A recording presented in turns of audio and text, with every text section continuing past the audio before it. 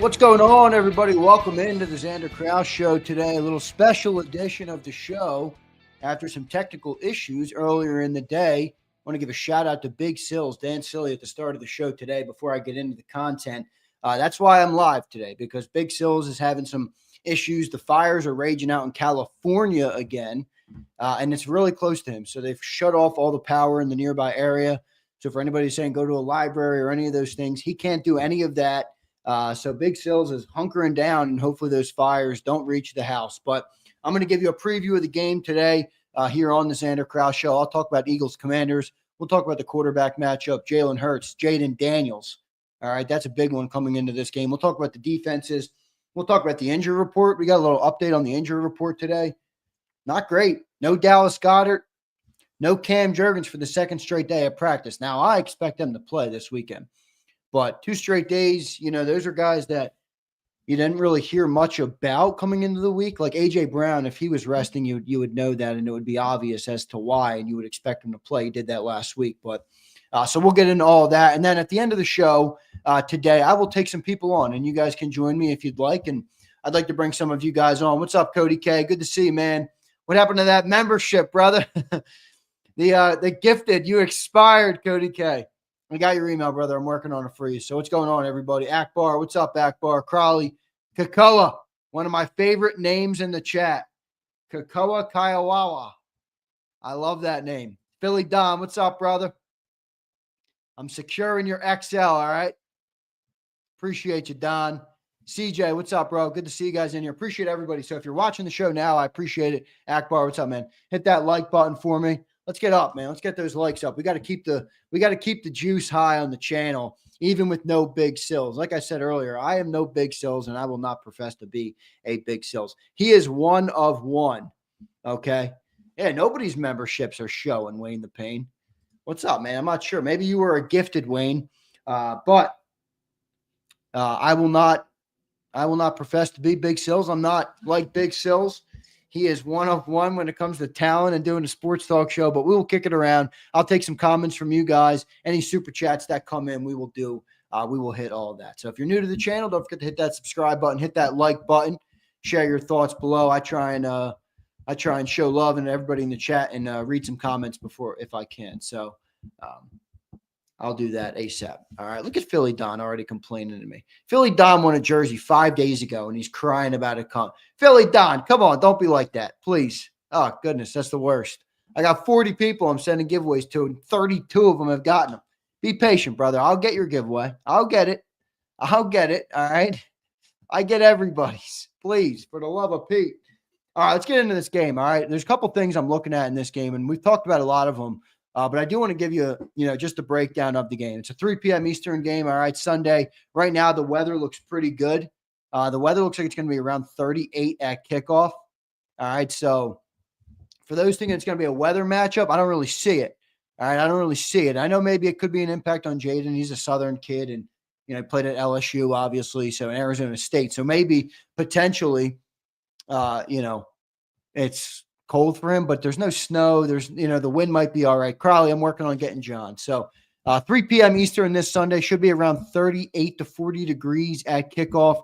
Probably will have some wind chill in there. And then obviously you guys know we played this team twice this year. All right. You won the first game 26 to 18. And it felt like the score doesn't show a blowout, but it felt like we kind of blew him out in that game. Jaden Daniels didn't look that great. He had the rib injury. You remember some of the fans in Washington were saying that was the reason he didn't look very good. And then the second game, obviously, we lost. It was the Kenny Pickett game who came in, all right, and I know a lot of people don't, like to say, oh, we would have won that game if Jalen was in there. And I probably agree because Washington turned the ball over 5 times. But we did put up, 35 points in that game? Is that what we put up in that game, in that second game? 35 to 30. I think we lost 36 to 33. So somewhere along those lines is what happened with Eagles Commanders last time. And look, Jaden Daniels looked damn good in that game. He looked damn good in that game. Yeah, 36-33, we lost that game. Jaden Daniels had 258 yards, 5 touchdowns in that game. Now, he did have 2 picks. He also had 81 rushing yards, and they're key because I think if you look at the first game, that we played them, we held Jaden Daniels in the rushing yards really well. I think he only had like less than 20 or less than 15. And then if you look at the second game, you remember the 4th and 11. We were up by 2 touchdowns late in the game, and he converts a 4th and 11 with his legs. And then they get into the end zone and make it a game. And then obviously we know how that game finished. So you got to keep Jaden Daniels at bay when it comes to running. That's what I would say on Jaden Daniels here. But he is a good quarterback, man. What do you got? What? Let me run it by you. What does everybody in the chat think of Jaden Daniels? I mean, I'm not talking about as it relates to the game. I'm just talking about in general as a player, from what you've seen from him. What do you think of Jaden Daniels? Do you think the Commanders have a quarterback advantage coming into this game this weekend? Do you think they have a quarterback advantage? Do the Washington Commanders have a quarterback advantage in this game? Let's go to Wayne the Pain. Daniels is truly a pain in the ass. Very good skill set. I agree, Wayne. I'm with you. Mad Bird checks in. Overhyped. Marcus says overrated. Getting a lot of this in Eagle Land. Yale Roth with probably the best, most pragmatic take. He's on fire right now. That's just the truth. You know, you could maybe call him a rookie and maybe he'll regress and maybe he's overrated right now. The fact of the matter is, right now, right here on January 23rd, 3 days out from the NFC title game, he's on fire. He's playing real good right now. Frank from Philly says, overrated dumper juice. Come on, Frank. You might be in for a rude awakening watching the game this weekend. Arthur McQueen says, I would have got Bo Nix. Nah, come on. Callie, right now I'm asking the people what they think about Jaden Daniels. All right, what do you think about Jaden Daniels? And Callie, I'll ask you this because I know you used to play quarterback, and I love your opinion on the quarterbacks. Who has the QB advantage? Try and be as objective as you can, obviously, when you answer this. Who has the quarterback advantage coming into the NFC title game? Not the team advantage, not the run, just the quarterback advantage. Quarterbacks are obviously, you know, a large part of the game in football. Who has the quarterback advantage? All right, coming into this game. Who has the quarterback advantage? Cody Oh, got you, Cody. You were on my channel. I got you, bro. I see you now. I appreciate it, man. Thank you, Cody. So far, Daniels is a stud. I agree. Callie, it's a close one. I mean, you could say Jalen Hurts for these reasons. He's been to the playoffs, and he's proven it many times. He's led our team to a Super Bowl. He's gone toe-to-toe with Patrick Mahomes. When the lights have been the brightest, Jalen Hurts has stepped up, okay? Those are all things we've seen. You cannot necessarily say the same thing about Jaden Daniels. He doesn't have those accolades. He hasn't had the chance to have those accolades. So it is an interesting it is an interesting topic coming into the game. Bobby Murphy says, I plead the fifth. Well, Bobby, when you're on the screen, you can't plead the fifth, my brother. But I appreciate you being here, man. Good to see everybody in the chat. Got a good crowd in here already, so I appreciate that. Callie Davis is exactly true, Zan. Yeah, so you got the advantage just in that perspective.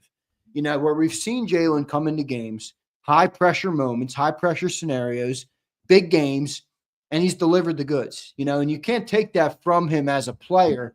And I do give Jalen that advantage. You know, I think there is something I've been here before. You know, I've been on this stage before. I've won on this stage before. You know, I raised that NFC title crown in this stadium before. So there's definitely something to that. But, you know, right now, I think being as objective as I can, I think the Eagles have the advantage in that perspective from the experience and some of those things. Where I think they have the advantage is I think Jaden Daniels has a better skill set, all right, than Jalen Hurts. And I don't mean that as a knock on Jalen. I mean, Jaden right now, I keep saying this, he reminds me of 22 Jalen. He reminds me of 22 Jalen, where he's not afraid to throw the ball downfield. He escapes from the pocket. He makes it very hard to get him down, hard to sack him, a tough threat on fourth down to deal with. And I think that's probably the best thing he has going for him. But he's playing red hot right now. And, you know, our team has not asked Jalen to be that same player. I thought Jalen, by the way, had a great quote yesterday, a really great quote yesterday about how every year Jalen has been here, it's looked different some way or another, right? And that's part of the evolution of being a player in this league. Your team's going to be different every year. You're going to have new pieces, new elements, new setbacks, new injuries, new things that happen in a season. And I can understand all that. And, that's certainly a part of it. The one thing he did say at the end of it was every year, no matter what it's looked like, we win.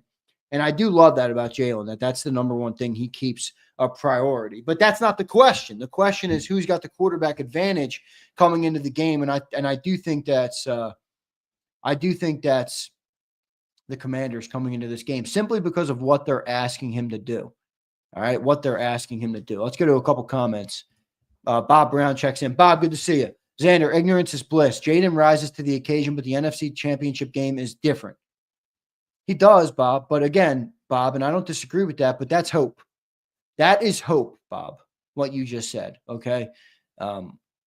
Right now, he's coming off a game that he dropped 45 on the best team in the NFL's head. He had 31 points at halftime. I'm not saying the NFC title game is not different, but what I am saying is that you're hoping the pressure gets to him when really the body of work, Bob, shows that the pressure has not gotten to him yet. No pressure has gotten to Jaden Daniels yet. Nothing. Mad Bird says turnovers, see? Yeah, and he's been turning the ball over. Now, he hasn't turned the ball over in the playoffs. He has not turned the ball over in the playoffs, which I think is an interesting stat. He did turn the ball over a lot, though, versus the Eagles. Both games this year, he had picks. Five pressures or 5 turnovers for the Commanders in that second game. Now, 3 of them were not on Jaden Daniels. Brian Robinson had 2 fumbles, you remember. And what's his name? De'Ami Brown had a fumble. So Jaden threw the 2 picks, also a pick late in the fourth quarter that the offense just didn't make them pay. Jay Natural says, you could have said all that last week, less experience. Jay, you're right, though. And that's doesn't that kind of, I don't want to say scared because like I said, I'm not a player. I don't get scared. I mean, what am I to be afraid of? I'm going to be sitting here doing work, whether they win, lose, or draw. I'm not scared, but that is the concern if you're the Birds coming in. You could have said everything I just said in terms of the advantage. You could have said all those things last week about Jared Goff and that Lions team. Remember, the Lions team went to the NFC title game last year. They should have won, by the way, but they gave it up to the 49ers. So I don't know. It's an interesting topic, but I do think that right now with the way Jaden is playing, I'd probably give them the advantage. All right, in the quarterback room. Now, I think the Eagles have the better team, but the quarterback advantage I'm going to give to Washington just right here, right now with the way it's set up. Kyle Kokorski, what's up, Kyle? Good to see everybody, man. I'll take a bunch of chats from you guys today, and then a little bit later on in the show, I will bring some of you guys up on the screen if you want. All right, I'll bring some people on similar to how we do it on the post-game show. So we'll see that. Kyle Kokorski says, Zander, you can't throw 5 picks in a playoff game. Well, that's true. That's true, Kyle. That's a no-brainer, right, brother? Akbar says, Detroit D depleted. They couldn't afford the turnovers. Other than that, the Washington D ain't shit either. Yeah, we're going to run all over them. But Akbar, this is where that offense got to be better because if you think about it, the Eagles ran for 280 last week. 280. Now, Akbar, if I told you coming into this game, the Birds are going to run for 280 today. You feel good about winning? I'd say, hell yeah, you run for 280. I mean, your team not going to hang with you. You run them for 280 yards. But, Akbar, because our offense wasn't able to capitalize more on some of the stuff that happened that game, because our offense didn't create a wider margin, what happened, Akbar? They had a chance to win with 13 yards away from the end zone. That should never happen when you have 280 yards running. So if you're going to get, let's just say we get 280 again, which is a crazy number. I mean, come on. 280. Let's say we get 200. Let's say we get 200 yards in this game with Saquon Barkley. Will the passing game be enough to make up for some of that difference and give you a larger lead? Because if we get into a fourth quarter game with Jaden Daniels, I'm not saying we're not going to win. I think we'd win still. But I would then tip the scale of the pressure goes to the Eagles in that situation, right? The pressure goes to the Eagles. If you go into that game and you're tied with the Commanders in 4, all the sights are going to turn to the Birds. All the sights are going to turn to the Birds. Well, we got a fourth quarter game here. Watch out for Jaden Daniels. So that's what I'm looking for. And I do want the passing game to be a little better. Arthur checks in. Arthur, what's up, man? I know you're a little bit of a hater, but not a hater. You just don't like Cilia. You commented every day how I should fire him. I'm not going to listen to you on any of the days that you do, but I appreciate you being here and being a supporter on the channel. 2 Super Bowls in 3 years and get disrespected every day. Well, I'm not disrespecting them. I mean, I'm analyzing where the players are at this point and who's playing better at this point in the year. Arthur, would you agree that this team has not asked Jalen to be the same guy he was in 22 this year? If you can't answer that honestly, then you can't have an honest conversation.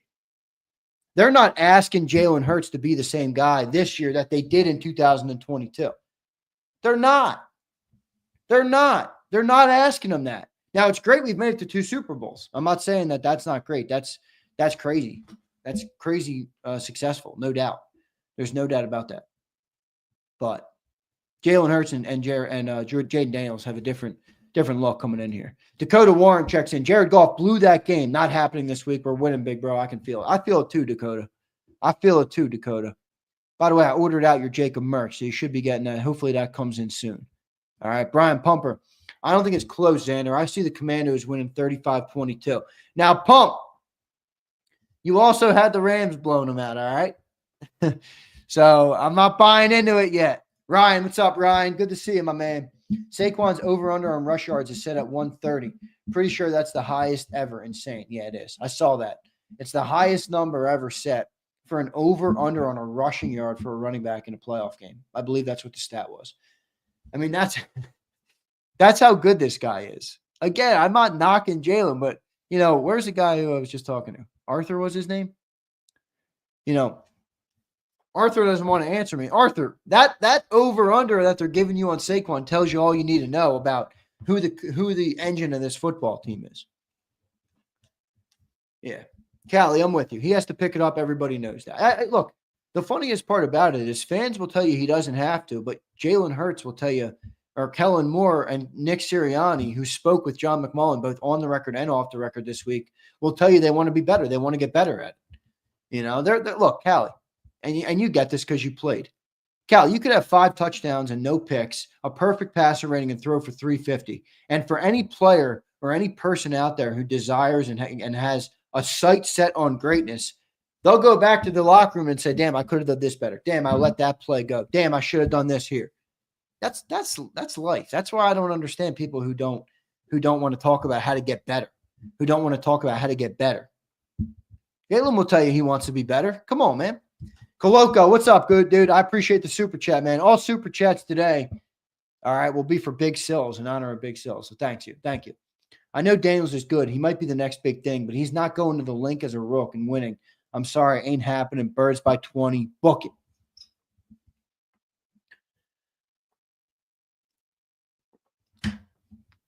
See, so much of me agrees with that. Coloco. I think that's a good super chat. The kid's playing so lights out, but is this kid really going to win at the Link in Philly in late in January? I don't know. That's an uphill battle, man, isn't it? That's an uphill battle, but let's see. Bob Brown checks in. Zander, JD's inexperience. It's the only advantage that we have at QB. He's talented, confident, and rolling.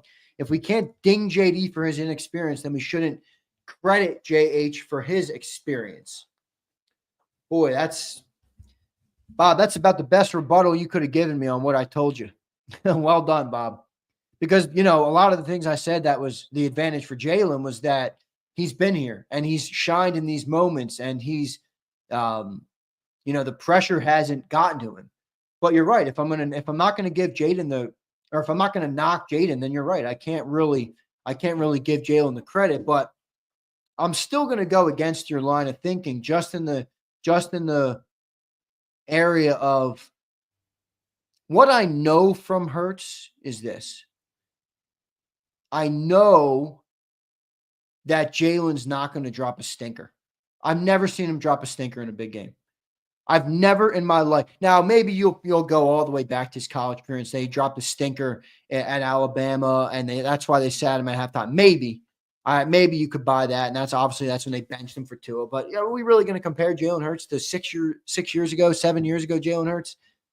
It's hard to do that. But Bob, at what point taken? Brian says that's a lie. Stop capping. What, Brian? You got to tell me, bro. I don't know what you're talking about.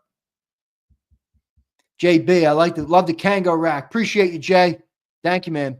Joe said I was in Zander's channel. Yeah, everybody, please go subscribe to my other channel. I'm airing this on there as well. You know, I'm obviously in the middle of the season right now, so I'm pretty focused on what we're doing and what we're building here on JAKIB. But one of the things I'm going to start to do is more videos from me personally over on my Zander Krause Show channel. So I'll drop the link for that in the chat. And you guys should go and subscribe over there. So, Joe, I appreciate you watching over there. The people might not have been interacting with you as much over there. Obviously, it's a brand new channel. But I appreciate you being over there and watching.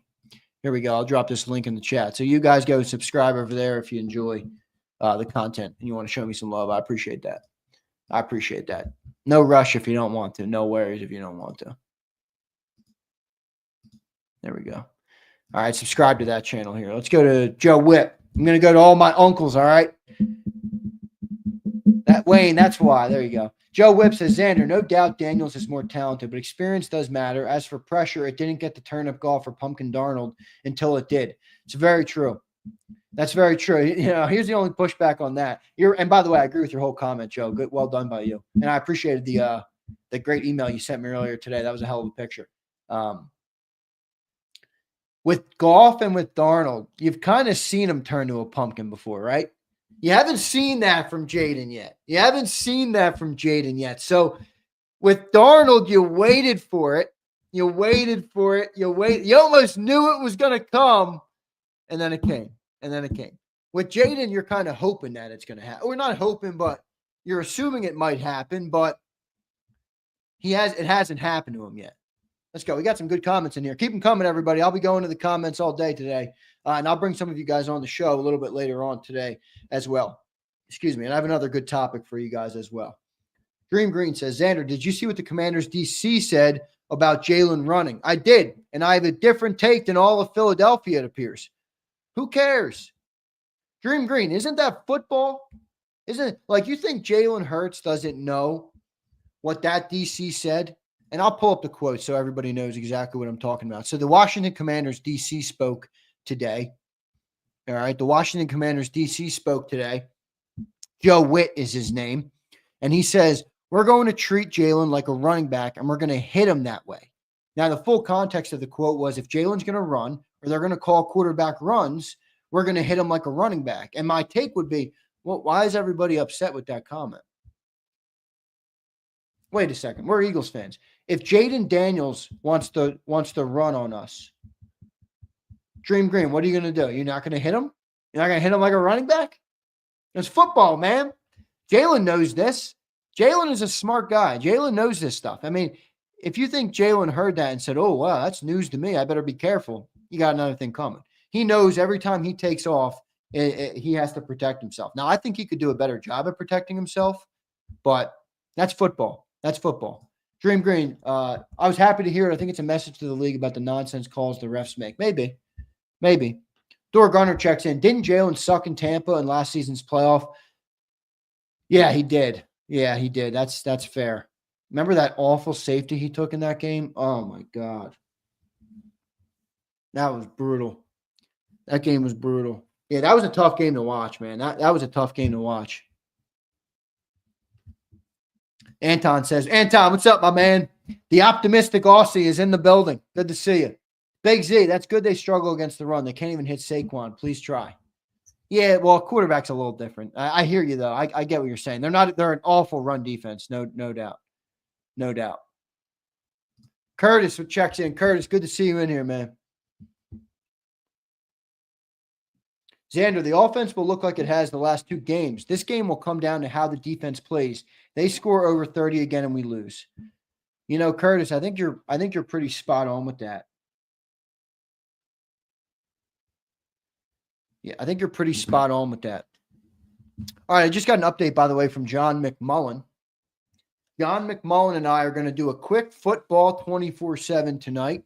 We'll give you all the updates from practice. We'll give you the breakdown of today, and we'll do that at 6 p.m. Eastern around, okay?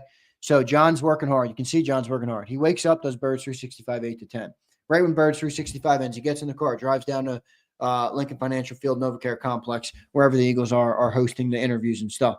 Then he's grinding down there all day. Then he goes to practice. He's at practice right now. Then he'll have locker room where he'll talk to some of the players in the locker room after the fact. Then 6 p.m., he'll join me. We'll do a football 24/7. Then he'll drive home tonight after that, and we'll do a Birds 365 in the morning. So give a little love to John and Sills, who are both working real hard right now for the season. So appreciate everybody checking in. I'm going to go Bob Brown again here, and I'll make sure. I'll try and get to as many comments as I can. They're coming in a little quick. How many we got in here right now watching? 250, 240 on the channel. Appreciate that, everybody. Don't forget to hit that like button. We appreciate it. Bob Brown says, Zander, the advantage we have is that our defense is rolling harder than Daniels is. The loss of Cosme at right guard is going to give Carter a better path to get in JD's face, and lane discipline will be key. 100%. 100%, Bob Brown. Perfectly said by you. Now, Bob, here's the one caveat that I have. Not a caveat, but the one thing I would look out for in this game with Jaden Daniels and why it's different for Jalen Carter. Cosme's a big miss. You know, Fran Duffy from PHLY, you guys know PHLY over on YouTube, he put out a very interesting stat today. All right, and I want to give you guys the exact numbers, but I'll just ballpark it until I get those exact numbers.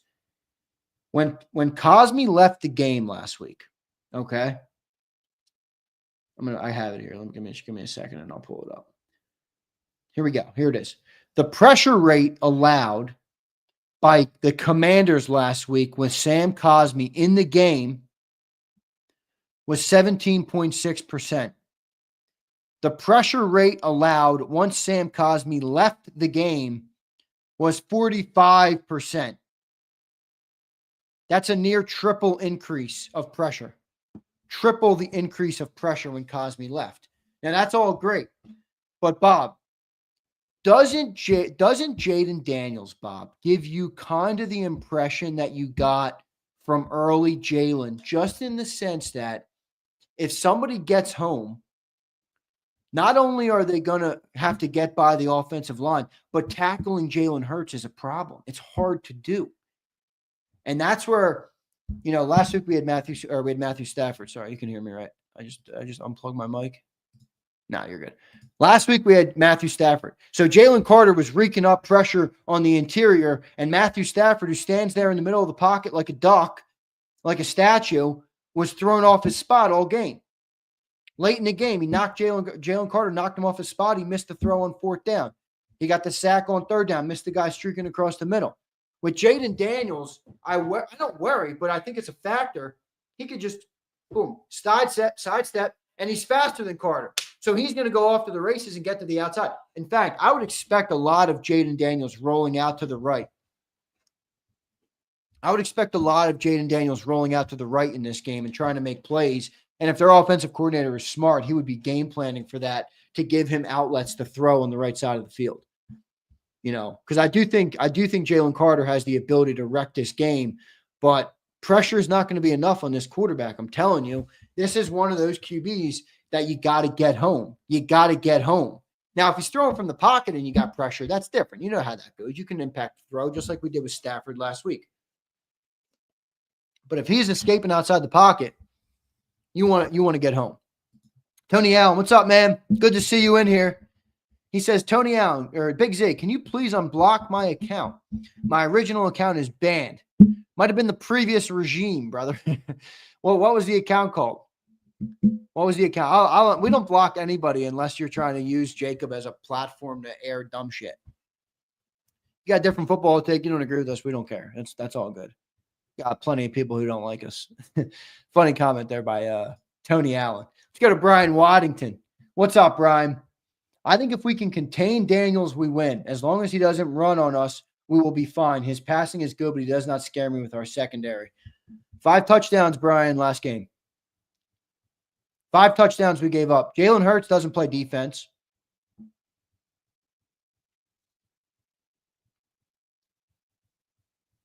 So I hear you, but I don't know why you're not concerned at all with our secondary. I'm not saying our secondary not good, but, you know, 5 touchdowns last game was a lot. That's a lot. You know, Wayne, I always get a kick out of it. All right, Tony, I'll look for it. You know, Wayne, I always get a kick out of this song because I feel like people in Philly do care. You know, I'm in Philly. I'm right outside the city. I'm 28 minutes away from the stadium. I think people in Philly really do care. That's why they cry when people criticize them on national television. I wish some of our fans would embody that saying more. Wayne, I'm sure you don't care though. We're from Philly, fucking Philly. No one likes us and we don't care. All right, here we go. Brian Fleming. We kept giving the ball back though with 3 and outs from Kenny Bean Flicker. Yeah, that is the one point, Brian, where I do think Jalen Hurts would have changed that game. Where all those turnovers we got and we weren't able to capitalize like we should have, and we just couldn't put them away. We couldn't put him away. Arthur says, Z's a hater today. He really said it. Hurts don't play defense. Wow. Well, no, he doesn't. We gave up 5 touchdowns to the dude. Now, Arthur? Would Jalen Hurts have prevented that? Maybe he would have because he would have sustained drives. Maybe he would have. Maybe Jalen Hurts is secretly a defender with the way he plays the game. He does keep the ball out of other offenses' hands, which is a form of defense, no doubt. Joe Whitt. We stole it from Millwall, Zander. Those fans are nuts. The one ground in London I will not visit. I never seen that, Joe. You're more cultured than I am. Marcus Dunn, what's up, man? Zander, how do you feel about the Mayor's Eagles chant? That was one of the worst things you'll ever see in your life. What did she say? ELGLES Eagles or something? ELGLES. It's not even a hard word to spell. EAGLES Eagles. It's not a hard word to spell. But I'm not going to beat her up too much about it. I'd rather someone criticize her for her terrible policy and what she does in the city than the Eagles chant. But I hear you. Mr. Getback. I like that name. What's up, man? They say they're going to do us like Detroit, but as far as I can say, we are not Detroit. Now, we're way better than Detroit, especially on defense. And if we are able to, beat this team, which I think we're going to, by the way. Right now, I'm not going to give you guys my score prediction until tomorrow. I'll give you my score prediction tomorrow, but I'm going to be honest. Right now, I got a 3-point game. I have a 3-point win for the Birds in this game.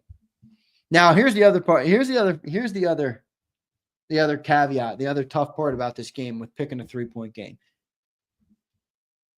I was either in 38-7 land, like we were like the 2017 NFC title, or I was in a close game. And I guess you could say right now I'm leaning toward the safer pick of it's going to be a close game.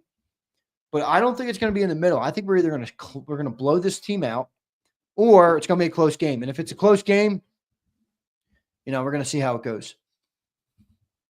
Arthur McQueen checks in, QB1, coming in for revenge.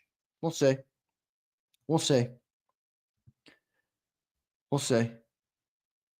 I'll take a couple more comments here, and then I'll see if I can bring some people up. We've already been on for 32 minutes. Sometimes the time goes so damn fast when I'm live, I don't even realize it. Man in Black, good to see you in here, my guy. Commanders DC pretty much admitted he had a bounty on Hurts. That is not what he admitted, dude. Man in Black, come on, bro. Man in Black, we're playing football, man.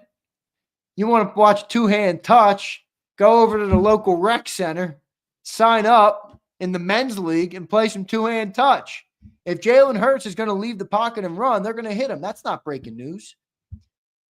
Man in Black, let me ask you a better question that you might resonate, you might understand more, or you might resonate with more.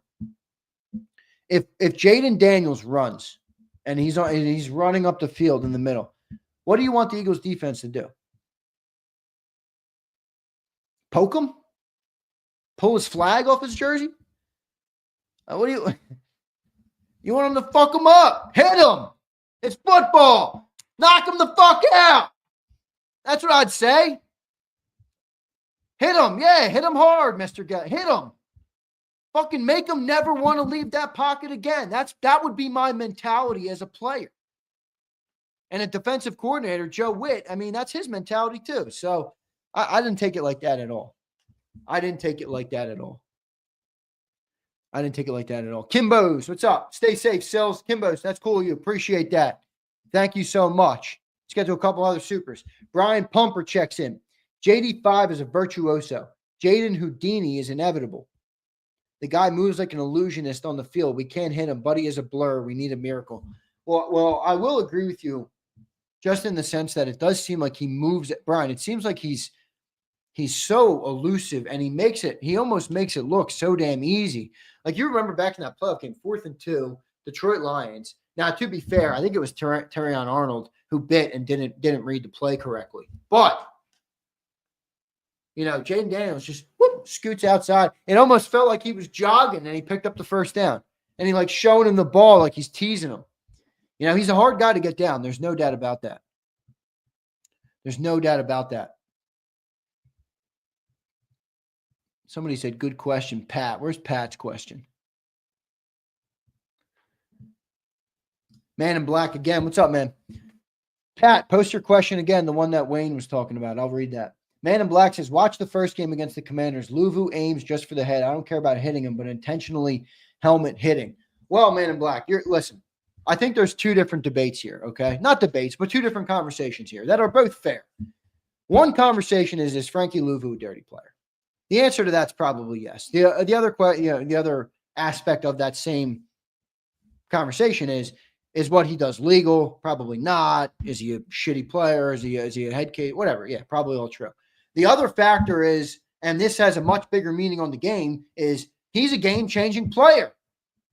Man in Black, whether we like him or not, you have to acknowledge that the way he plays the game has the ability to change a football game. We've already seen it once this year. You saw it, I think, last week with the way he fucked up Jared Goff on that pick six.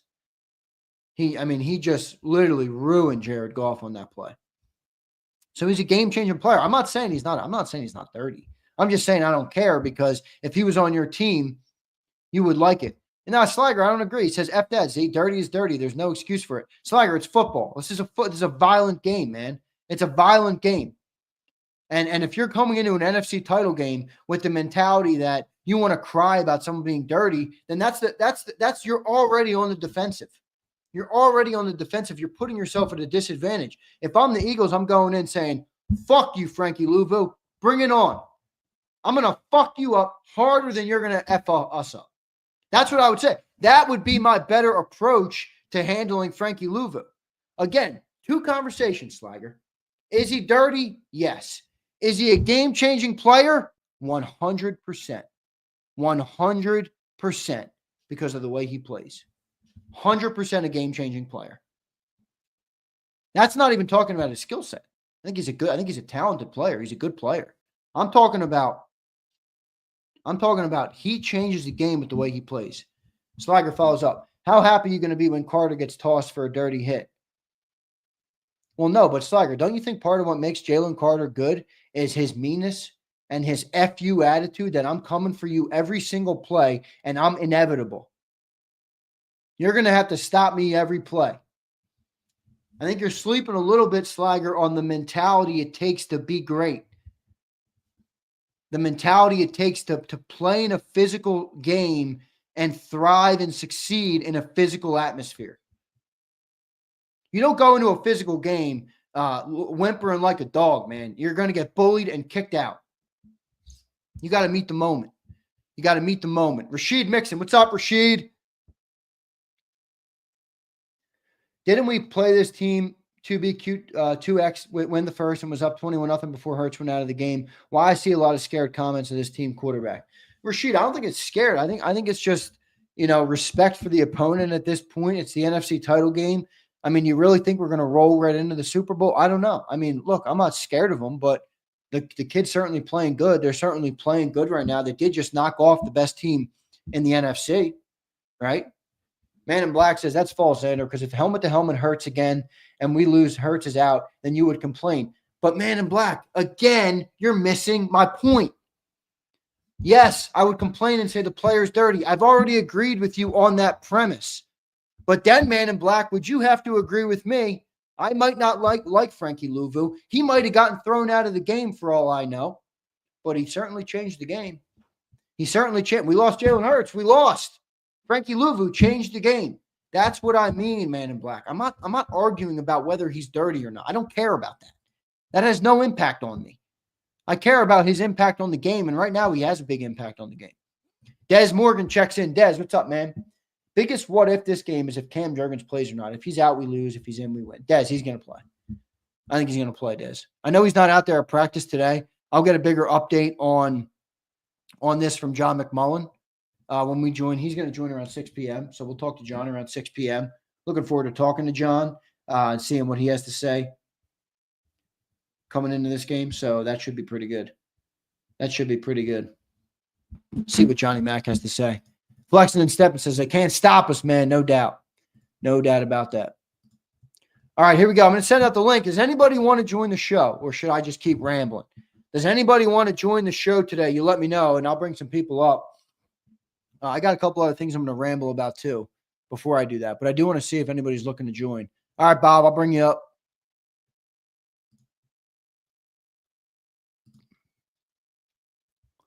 All right, a few other key things here I want to run down. And we just talked about the quarterback a lot, which is good. Tony, I'll have you on. Good stuff. Polska Trucker says there's a lot of similarities with 2017 playoffs, or am I wrong? I mean, I think there's some. I think it's a different team. I mean, obviously it's a different team. And, you know, I don't know, Polska. I don't really see it. No, I don't really see the similarities. I mean, what specifically are you talking about? Because a similarity could be, I don't know, man. That was a different team. That was a different feel. You had a backup quarterback. You didn't really know. I mean, we were confident, but I don't know if we felt, I don't know. Yeah, Yale, great point. See, yeah, I love Yale because Yale's very pragmatic. Yale is very pragmatic in his comments. At least, yeah, I don't know you personally, obviously, but I know your comments, and you seem to be pragmatic. 2017, we got hot like Washington. I agree, no doubt. Steve Tang, I can't stand people like this. You sound like a cockroach fan. Then go fucking click a new show, dude. I don't give a shit what I sound like to you. You want me to sit here and glaze it? There's plenty of other shows to go to. The fuck you talking about? Trying to conform me to whatever you want me to be. Yo, Steve Tang. Fuck you, Steve Tang.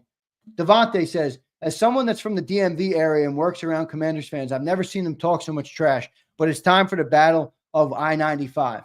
I'm sorry, Tang. Tang, sorry. My bad, bro. I just hit him with a fuck you, and he wasn't even talking about me. Yeah, my bad, Tang. Tang, my bad. But it's all love. If you wanted to shit on me, I was just shitting on you back. Giving you a little taste of your own medicine. But now I realize you weren't talking about me. All right. Ryan says, ease it up. My bad, Tang. My bad, brother. I appreciate it. Brian Pumper again. Off-season needs. 1, trade Hurts. 2, fire Nick. 3, boot Jalen. Zander, just prepping for the inevitable Sunday. JD5 is that guy. Come on, Pump. You're not firing the coach or getting rid of the quarterback this year. You're not doing any of that. I'll tell you what, Pumper. I'll tell you what, my man. Tang, my guy, bro. I said fuck you, but I still love you. You know how it is. That's how it is in Philly. I'll tell you what, Pumper, though. What I was about to say is, if this team wins, man, we're 8 quarters away from everything you've ever said. Looking like a Fugazi. It's a Wazi. It's a Woozy. All right? A Fugazi. Pump. 8 quarters. We're 8 quarters away from you being completely 100% wrong on everything. Jack Straw says, hockey players blow up like that, Z. I got you. Yeah, Jack, it's probably true. No, I just do that because, I didn't mean it in a shitty way, but sometimes you gotta stand up for yourself, right? You gotta stand up for yourself. I'm not gonna take being called a commie fan 3 days out from an NFC title game versus the commies. I'm not gonna take it. All right. I'm not gonna take it. Fugazi, yeah. That's one movie I like. Anthony, I think he's all good, man. How is Sills? I think Sills is all right. All right, I heard from him. My next fear is, and obviously Sills' safety comes first, obviously with his whole family and everything. But my next fear is, how long is it going to be? How long is this going to go?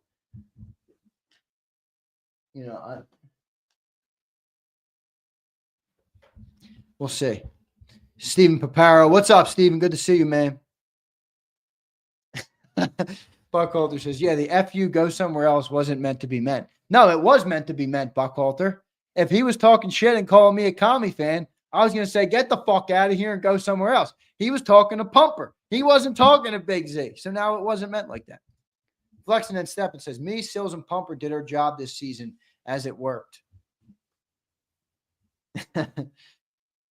Flex, thanks for the $10 super chat, my man. I appreciate you. I appreciate you. Yo, I think people underestimate that too. Cilio does create an era of an aura of doubt around the team. And I think, teams do rally around that. So Sills is out in Cali, coal mine, and they're dealing with a lot of buyers, and they're now closer to San Diego. I got the news on back there trying to see if anything's being updated. But so his power's out, his internet's out, everywhere in the area around him is out. So it's not like he could drive somewhere and do the show. Tony says, I need a Jesus criminy. Jesus criminy. I can't do it like Sills. Mr. Getback says, belt to ass is what it should be. 0-0 this week and hopefully 1-0 by the end of the week. We will be. Getback, I've given the Commanders a lot of credit in a lot of areas because I do think they've earned it. I like great teams, and I'm not the type of fan that says everyone else sucks. I'm just not. I like great teams. I like greatness. I like players who are great. I like great stories. I like dynasties. I liked Tom Brady because I thought he was the epitome of excellence. And I think the Commanders deserve some credit. Because to go from a 4-win season to win 12 games, to win a playoff game, it's one thing to beat the Bucs in the playoffs. You come in and you knock off the best team in the NFC, they get credit for that. And I think Jaden Daniels has done a damn good job. Dan Quinn's done a damn good job. And, this team shouldn't be taken lightly. No doubt about it. I appreciate it. Polska Trucker checks in. Appreciate all the super chats today, everybody. All right, if we keep getting super chats, you know what I'm going to do? What do we got here on supers? Let me double check where we're at. All right, wow, we're doing pretty good on super chats. If I get some more super chats, what I'm going to do is I'm going to do another giveaway today, all right? What's Zander time without a giveaway? Okay? What's Zander time without a giveaway? So I'll do another giveaway today for our great members, and it has to be JAKIB merch. All right? It has to be JAKIB merch. I didn't get any of the jerseys in yet. But we'll do that, all right? So if we keep getting some super chats, I'll show out and do that for everybody. Polska Trucker says, I'm not worried about JD5 and their offense. I know that our defense can stop them. It's Washington defense and if they can stop our offense. Well, Polska, I'll even go further, though, on this because I do think you're right. I think our defense is going to slow them down. But Polska, like for example, last week, all right, we had a great game last week in terms of running the football, right, Polska? If I told you we're going to run 280 this weekend, would you say we're going to win easily? Yeah, I'd probably say that. If you tell me we're going to run 280, I'd feel good about it. But Stafford had a chance to win at the end. Why? That's because we weren't able to move the ball effectively, and we didn't create that margin of error that John McMullen talks about all the time. And even if they can't stop our offense, are they going to have a chance to win at the end? Keith Jones. Keith, thank you, brother. No comment there, but if you put a comment in, I'll read it. All right, I'll read it. Akbar says, who won the Diana jacket? Have not given it away yet, Akbar. Actually, maybe I should throw on. Where's the other? Oh, 1 sec. Give me 1 second.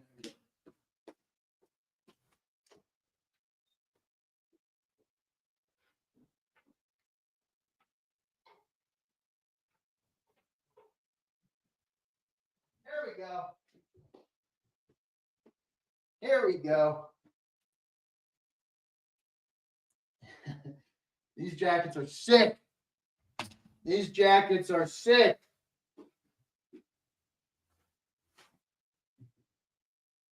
Look at this. There it is, baby. Got the Diana. This is the large. I told everybody I'm keeping this one. Until the parade. All right. I got two of them though. I got an XL and a large. I got an XL and a large. It is a cool jacket, though. There's no doubt. It's a cool ass jacket. So we'll do that eventually. All right. That thing was $400 though. So Akbar, we're gonna need to do something to create some hype for that. All right. All right. We're gonna need some hype for that sucker. I'm getting to it, Eagles talk. I got you, brother. Appreciate you. Appreciate you. Fly Eagles Fanatic checks in. What's up, man? How you doing, brother? Good to see you in here. Juergens might be out, another cam injury again. I don't know. He hasn't practiced the last 2 days, and I'm Fly Eagle. Here's what's going to happen on the channel because we need an update on this ASAP. All right, we need an update on this ASAP. So this is 2 straight days Juergens has missed. All right, that my gut feeling would say he's going to be in the game, but I will say it's a little concerning now. 2 straight days of no practice for him. And I don't know if it's rest or what. I didn't see him limp out of the game or anything last week. Like, I don't know where this happened. So I'm going to talk to John McMullen tonight on the channel. We're going to get him on at 6 p.m. He's going to join us from probably either the NovaCare complex or Lincoln Financial Field, depending on where they are. He probably will go back to NovaCare after they're done practicing at the link. You saw some of the practice clips. But I don't know. I'm feeling like he'll play. Eagles Talk Baby says, pay Sills more so we can pay his electric bills. Eagle Talk, Big Sills is making big bucks. I don't know what you're talking about. Big Sills is breaded up, all right? Paying his electric bill is not the problem. In fact, I might be calling Big Sills and saying, hey, Big Sills, I love you, but you might need to take a couple peanuts out of that big check you're getting every week and go buy a damn generator because I can't afford to miss shows. But I hear you. Wait, one super chat I didn't really comment on. Devontae, sorry, I read this out. I got distracted. As someone from the DMV area and works around Commanders fans, I've never seen them talk so much trash, but it's time for the battle of I-95. I agree. They are talking, boy. These guys are talking. These guys are talking, no doubt. Man in Black says, Daniels, 2 picks, 1 fumble. He does turn the ball over.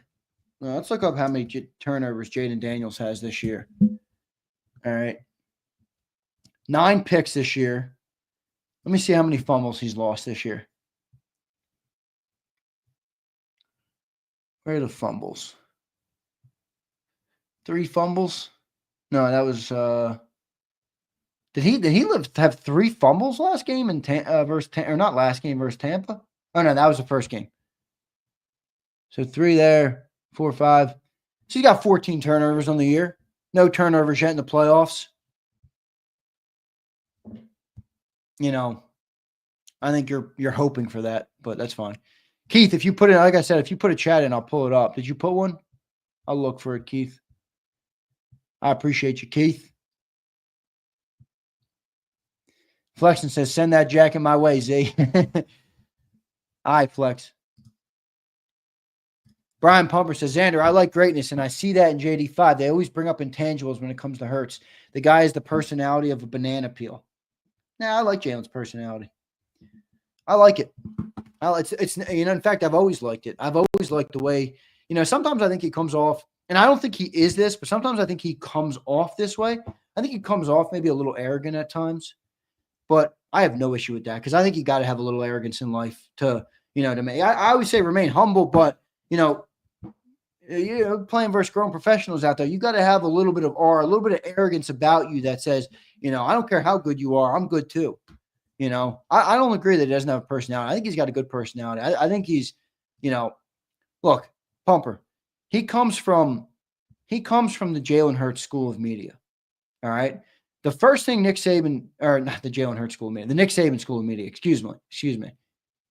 The first thing that they tell those players when they show up on the Alabama campus, and you'll hear it if you listen to Nick Saban, who joined the Pivot podcast, great freaking podcast, great podcast with Nick Saban, great. And I'm not just saying that because I'm a Saban guy. And you listen to him, he tells his players, the media is poison. They are not for you. They are against you. All right. So you get these guys who went to Ole Miss and some of these other in Georgia. They talk to the media. Brandon Graham, he talks. He's like, oh, we're working through this. Jalen Hurts doesn't give you shit, and he doesn't want to give you shit. That's not Jalen's personality. That's Jalen in the media. That's not Jalen's personality. I think Jalen has a pretty good ability to connect with his players. I think he's done that his whole career, and I think people like playing for him. I do. I think people like playing for him. I don't agree about the personality at all. But I agree with your point about greatness. I do see some greatness in JD5. We'll see what he can do. Doug Walters. What's up, Doug? Appreciate it. Only reason Rams had a chance, Lane's false start, Becton downfield, and AJ drop. Well, coulda, shoulda, woulda, houlda. I mean, what the hell, Doug? You just gave me a whole load of coulda, shoulda, woulda, if this, if that. Well, I mean, Doug, if Matthew Stafford didn't get sacked at the end of the game, the Rams would have won. We can't live in ifs, my friend. We can only live in reality. Okay? Lane had a false start. Becton had a downfield penalty. AJ had a drop. Those are the facts. We didn't blow the team out because of those things. Those won't be the same variables this game, but there could be other variables like it that keep the game close. Same thing on both sides of the ball. Happens in every game in football. Every game in football. James 2387 Gaming. Oh, shit. That's a name. Juergens and Goddard will return to practice on Thursday per NBC Sports. It's Thursday, and they did not return, so no. You're reading an outdated article, my guy. You're reading an outdated article here. All right, pretty good stuff on the game. I think we broke it down pretty good for this hour. You know, obviously the quarterbacks are the main thing here. You know, there's a couple other things I would say that come into this is the Jalen Hurts injury. What does that – yeah, Joe, I'm with you. They got to cut down the dumb mistakes. The Jalen Hurts injury, what does that mean for Jalen? What does that mean for the offense? You know, I do think that one of Jalen's best traits, obviously, is his ability to run the ball and just gash a defense with it. I told you, that's what I don't like about Daniels. It reminds me of Hurts. How many times, you know, especially in 22, Jalen, did we watch Jalen put a defense on their heels because he had a back-breaking run on 3rd down or 4th down? You know, if you don't have that this game, I do think that changes what you're going to be able to do as an offense. And I'm not saying they can't be successful, but I think it changes it, right? It gives it a different look. And they were out there, Nate, but they didn't practice. All right. That's the last I read. I've been on air, so maybe I'm wrong. Maybe they went out there. Let's see if I can see John McMullen's report. Tyler Steen was working at left guard. Landon Dickerson was out there, obviously. Cam Irving, a new center that they signed. All right, was back. Yeah, John McMullen put out, Cam Juergens is not practicing today. Dallas Goedert is here, but looking like he won't practice. All right, so Goddard was out there not practicing. So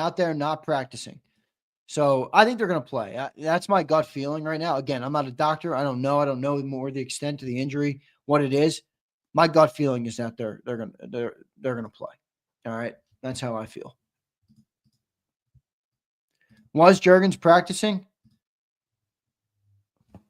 So John put out that Cam Juergens is dealing. He put out.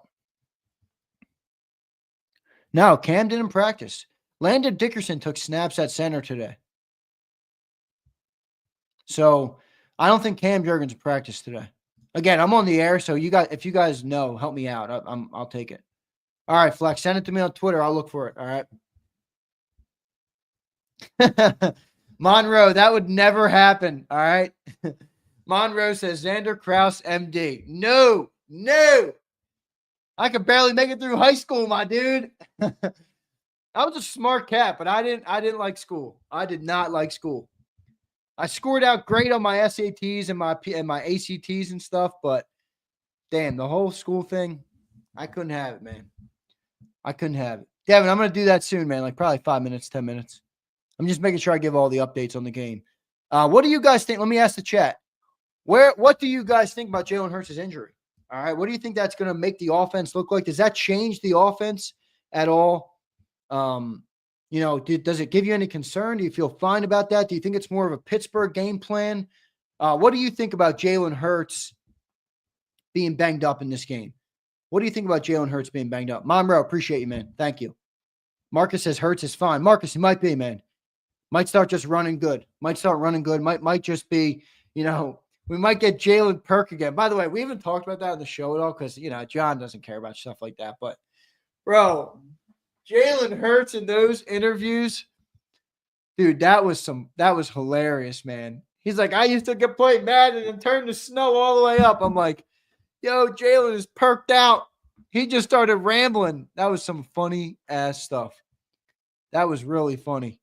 Yeah, M. Reyes, that was great. Perk Hurts wins. He does.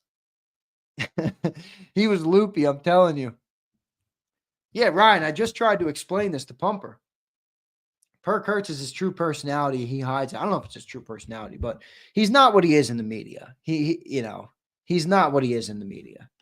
I'm telling you, these guys love Jalen Hurts. All these guys, they like playing for him, no doubt. He's a good leader. He's a good player. He's a good he seems like a good person. I don't know him personally, obviously, but the media persona you're getting is not Jalen. That's what at least I think. GP says if Jalen can't run, we are screwed, in my opinion. Yeah, I mean, it's going to change a lot. Do you go to that more Pittsburgh game plan where you get them? Steven says, makes them more useless. Come on, Steven. You guys put me in a tough spot with those comments. I think you change the game plan up a little bit. Devontae says the most obvious thing. Devontae says quick tempo, but stay the course. I hope, though, Devontae, that they do it. Kellen Moore doesn't seem to want to do this. He doesn't seem to want to do this. Drives me crazy. Brian Waddington checks in. Brian, what's up, man? If anybody thinks Tanner should start, I suggest you just stop watching football.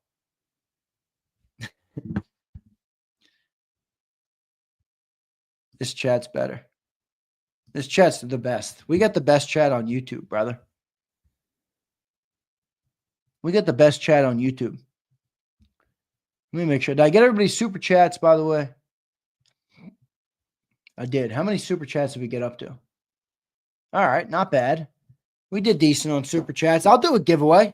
I'll do a giveaway a little bit later on in the show. All right. All right, I'm going to send the link out. I'll have some of you guys join me. All right, and I'll get your guys' take on what you guys think of this game, the Jalen injury, and then the quarterback battle here coming in. All right?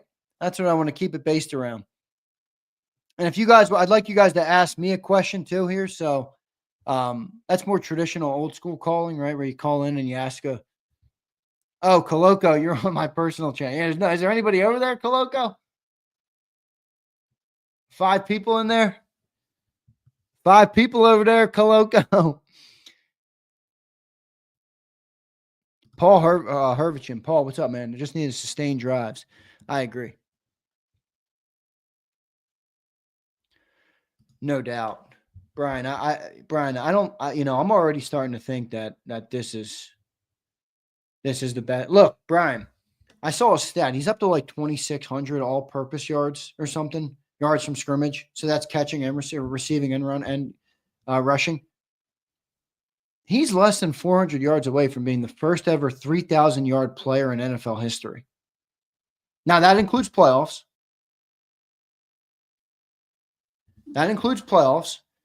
But if we run to a Super Bowl with Saquon Barkley, immortalized instantly immortalized in Philly. And I don't think just Philly. I think football. I think he's immortalized in football instantly. So we will see how that plays out. All right, here we go. Here comes the link. I'm going to have some of you guys join me now. All right. For those just checking in, the pinned comment at the top, it has my other YouTube channel. That's my personal YouTube channel. All right. One of my big goals in the offseason is to build out my own personality more, my own career as a sports talk guy. So I'm going to do that with the other channel. Nothing will change on JAKIB, nothing at all. All of our shows will be going on. Birds 365, the National Football Show. Nothing will change here at all. But I got 3 people in, so we'll get to them in a second. I don't have any cameras though. I need some cameras, people. Kenny Sprague. What's up, Kenny? Good to see you, man. Expansion, Keith. Yes. Trying to get Keith. I'm just getting started at this stuff, man. I try and tell people that all the time. MB, what's up, man? Good to see you in here. Oh, my bad. You weren't saying thank you to me. Yeah, Saquon signed a 3-year deal. I see your question. Richard, what's up, Richard? Hey, Zander. I like that. Zander, but that's fine. What do you think of these stats? Hurts his playoff games. Oh, and what? I don't know what you're saying there. When Hurts passes for 250 plus, okay, 250 plus passing yards were 0-3. When he passes for 160 or less, he's 4-0. Yeah, somebody DM me this on Twitter. I appreciate that. Whoever did send that to me, I forget who it was. I think it was Jeffrey Benedict. His name was. No, it wasn't. Yeah, it wasn't. Wasn't him. I don't know. Somebody sent me that, so I appreciate it. Maybe it was you, Richard. Yeah, I think that's pretty crazy, honestly. I think it shows you that this team is, built, should stick to their formula, shouldn't back down from it now, and should double down and double in. All right. Ish, I don't see your camera. Kyle, my camera doesn't work. All right, Kyle, we'll do audio only with you. That's fine. I see the handsome Joe Whip's in here. Bob Brown's in here. Mad Bird, looking forward to getting the Mad Bird. All right, so we'll go. Here we go. I'll bring some people on first. Mad Bird, I'm going to you first. All right, you're the first guy in here. Joe Whip, coming to you next. What's going on, brother? How you doing, man? I'm good, man. We're at the NFC Championship. Let's go. Yeah, man. How do you feel about the game coming in, man? So a lot of different perspectives here. I think we're a better team than them. I really do. But it's an NFC East battle. Obviously, these games tend to be tight. What do you think about the game coming in? Just general thoughts before we get there 3 days out. My question to you is, what's the biggest concern that the Commanders are going to be able to pull off to beat us? Because when I look at the film, I know we had that fluky game a couple weeks ago. Yep. I don't see where they match up with us on personnel. I just don't. They don't. Offense, defense side, no question at all. If Daniels can make some plays, if they get 3rd and short, 4th and short, they're going to, I feel like those games against the Saints back in the day with Drew Brees, they killed us on those drives. That's the kind of game they're going to have to play because I do not see them winning this game.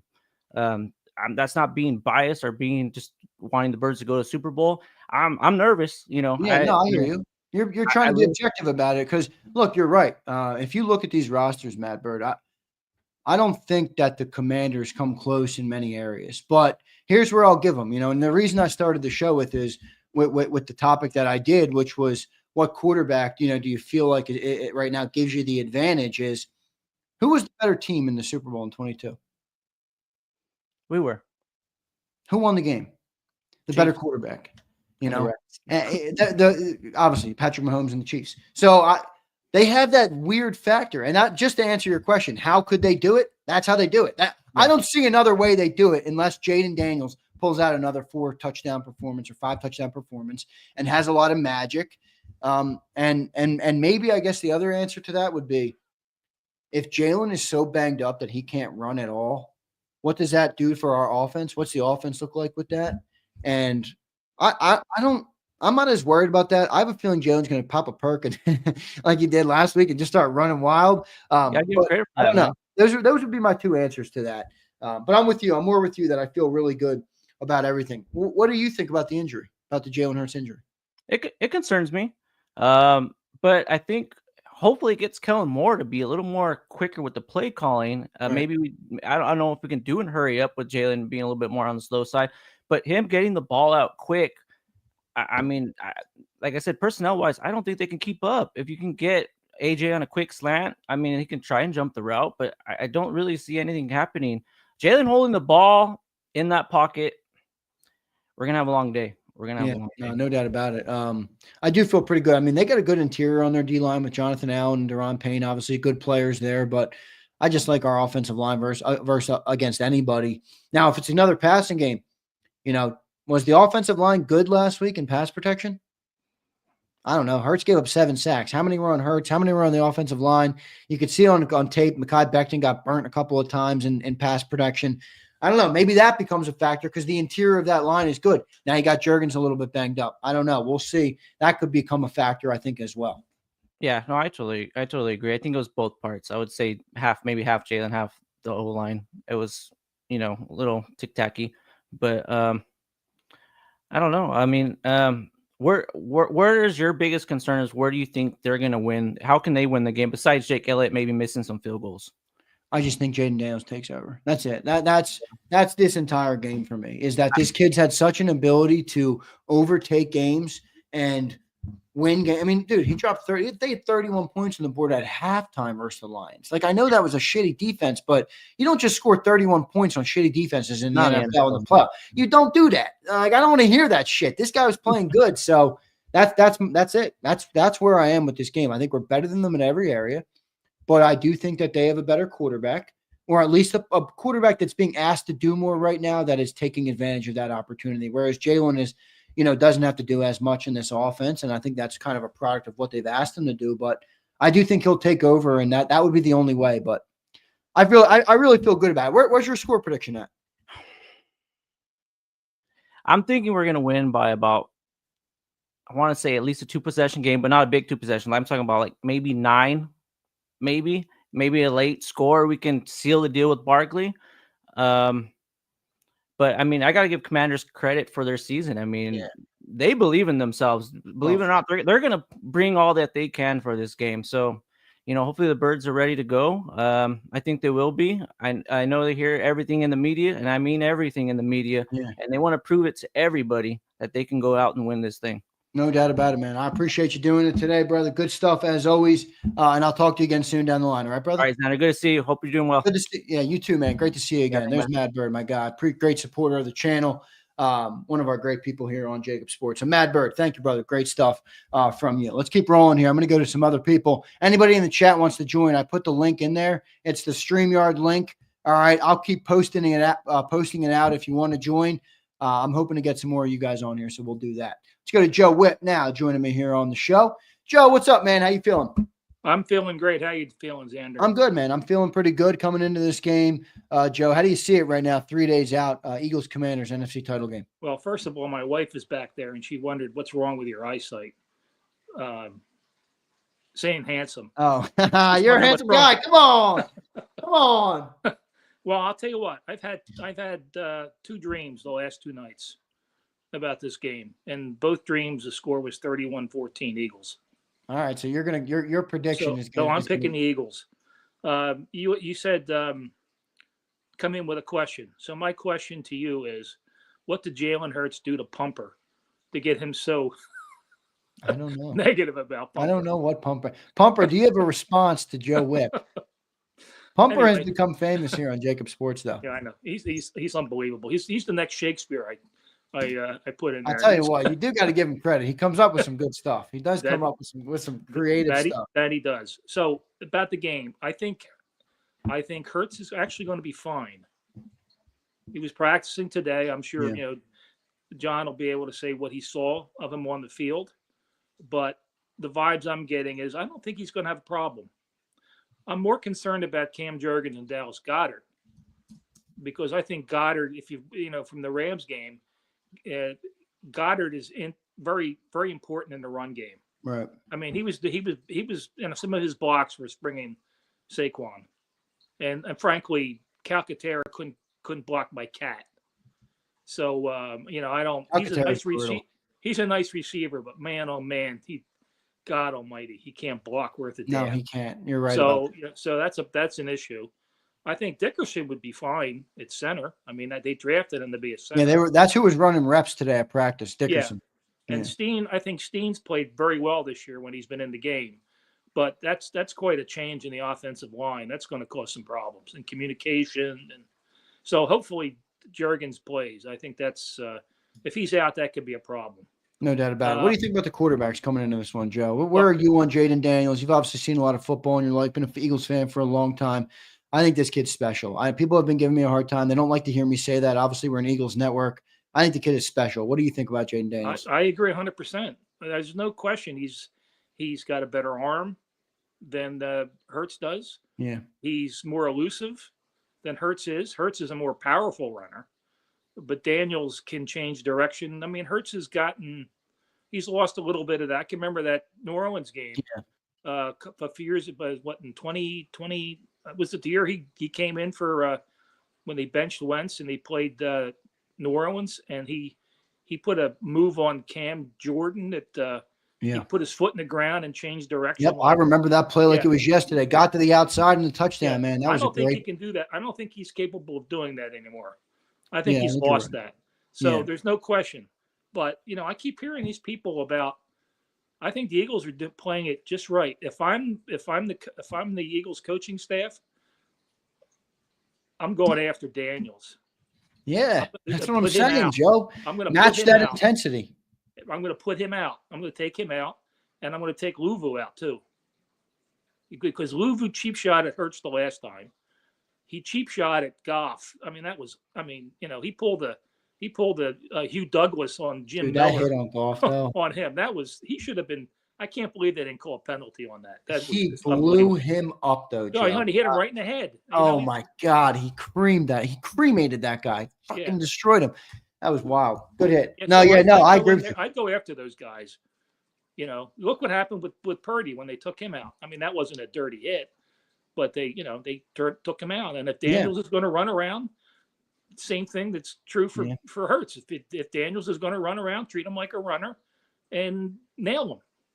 Yeah, I'm with you. You, man. It's football. It's a physical game. And it's the playoffs. Yeah. And I think NFC title game. We're not even it's not even the playoffs anymore. NFC title game is its own breed of football. But all right, brother, where are you at? I think the referees are going to let more go in the I do too. Game. I actually think they've done a decent job at that in the playoffs, but people are always going to be hard on the refs, whatever. John McMullen has McMullenized me on refs. I just don't care about him anymore. But what's worse, being McMullenized or being sillyized? How about being in the middleized about both of them? How about having to deal with one in the morning and one in the afternoon, and both are pulling you like this?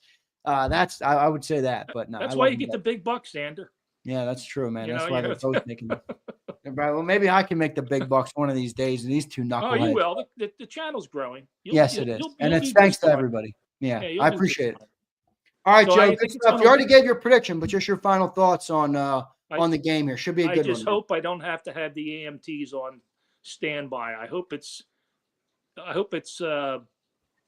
good to go by the middle of the third quarter. And have a second TV set up for your wife, because if you're going nuts at the TV again, she's going to have to scoot out of the room. She went up into the master bedroom and was watching. Yeah, you told me that on Sunday. So don't have her do that again. Create a nice environment where you can watch with your wife. All right, brother. I appreciate you. All right. Take it easy, Zander.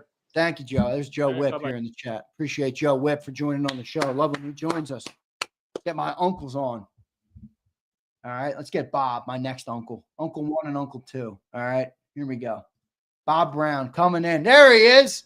What's up, man? Bob Brown? How you feeling, brother? Well, so I playing a little hooky. I told the boss I got something to do at 3 o'clock. I'm not going to be back for the rest of the day.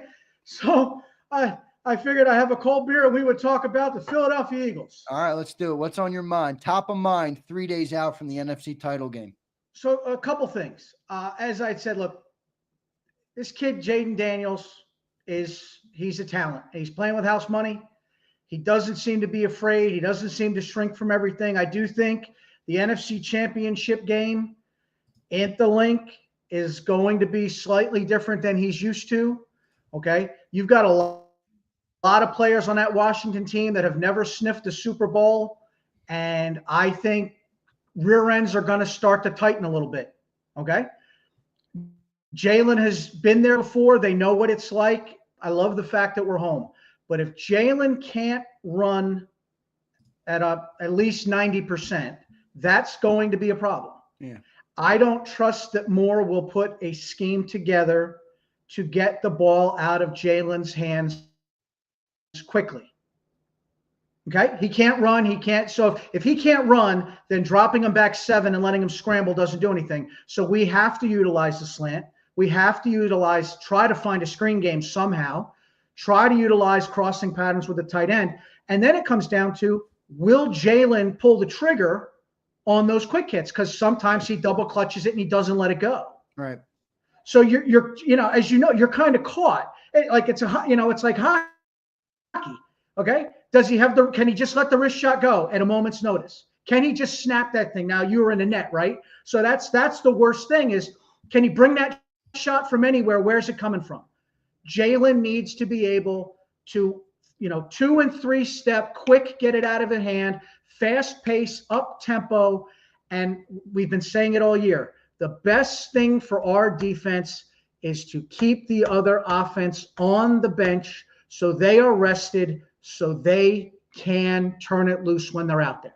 Yep, because they're damn good when they are rested. When they're rested, and those big monsters up front, especially Carter. Okay, now let's talk, dirty play versus physical play versus cheap shot. Okay, Frankie Luvo plays on the edge all the time, but he is not known as a dirty player. And when you go look at it, he's only been hit for 2 penalties this year. I mean, it doesn't count offsetting penalties and decline penalties, right, but he's not known as a dirty player. Jalen Carter is on that line of, probably because he's so big, probably because he's that monstrous guy knocking the crap out of a quarterback, he tends to get the flag, but Luvo doesn't. And so they utilize that.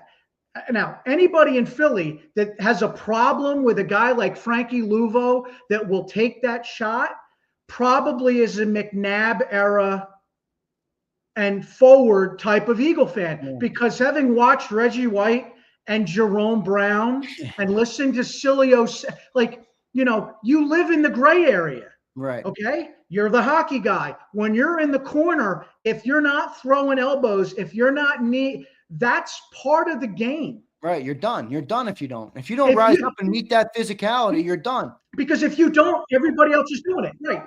Now, Jalen Daniels has a slight frame. You get him on the ground, you lean on him, you exhale, you do whatever you can to make him lift your big ass off of you so that in the third quarter, in the fourth quarter, he loses that half a step. Okay. I don't think we're going to scare the kid away. He's got everything rolling his way. Yeah. Okay. And the main issue that I have with this week is Ken Moore's game plan. Will he scheme guys open? Like what we talk about, Jalen has a bum knee. What did he do? He drops him back into the end zone. What the hell are you thinking? Yeah. Jalen has a bum knee.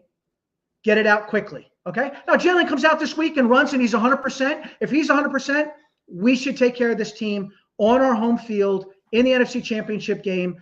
This shouldn't be an issue.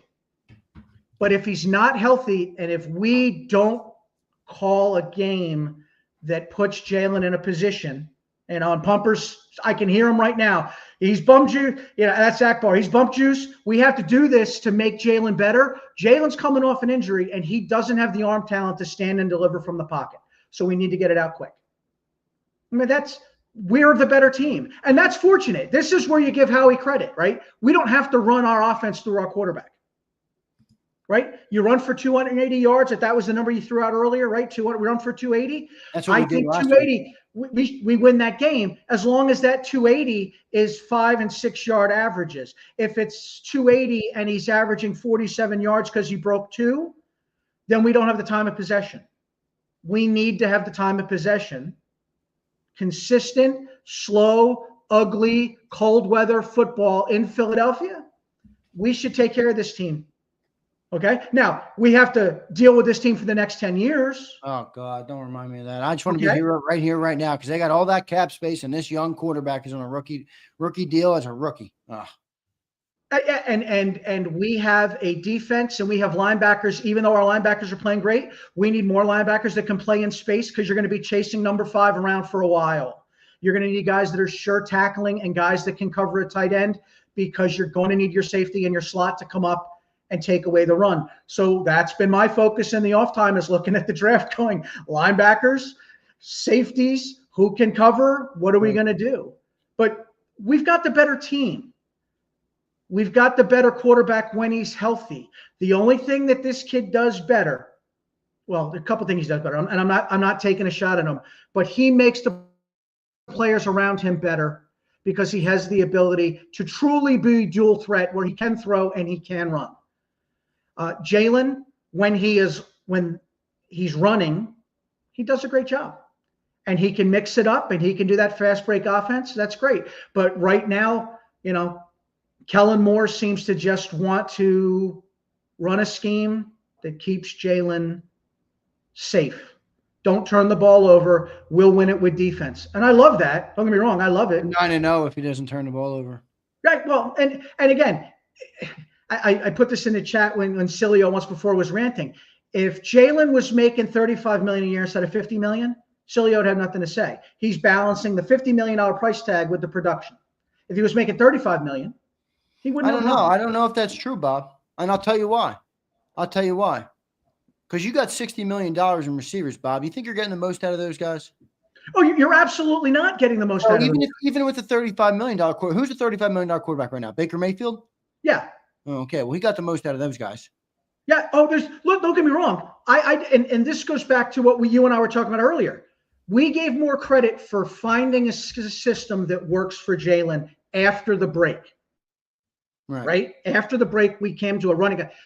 But if Moore had, I don't want to be a dick about this, but if Moore had come out running from the first game, and because nobody believes that Jalen could run that offense coming out of camp. So why did we come out throwing out of camp? Right. Come out of camp running the ball and let Jay into the system. Instead, you went 2-2. Jalen was turning the ball over a lot. Then we had the right line to do this. We had the right running back to do this. Nobody expected 2,000 yards. It just fell all the chips fell. Okay. But if we came out and put a system in place to make Jalen comfortable, because I don't think he looked comfortable in those first 4 games. He was doing things he wasn't used to doing. So we forced his hand. We stumbled. We compensated. We went on a run. How about if we come out just running the ball and we go into the bye 4-0? Now we got something going on. Okay.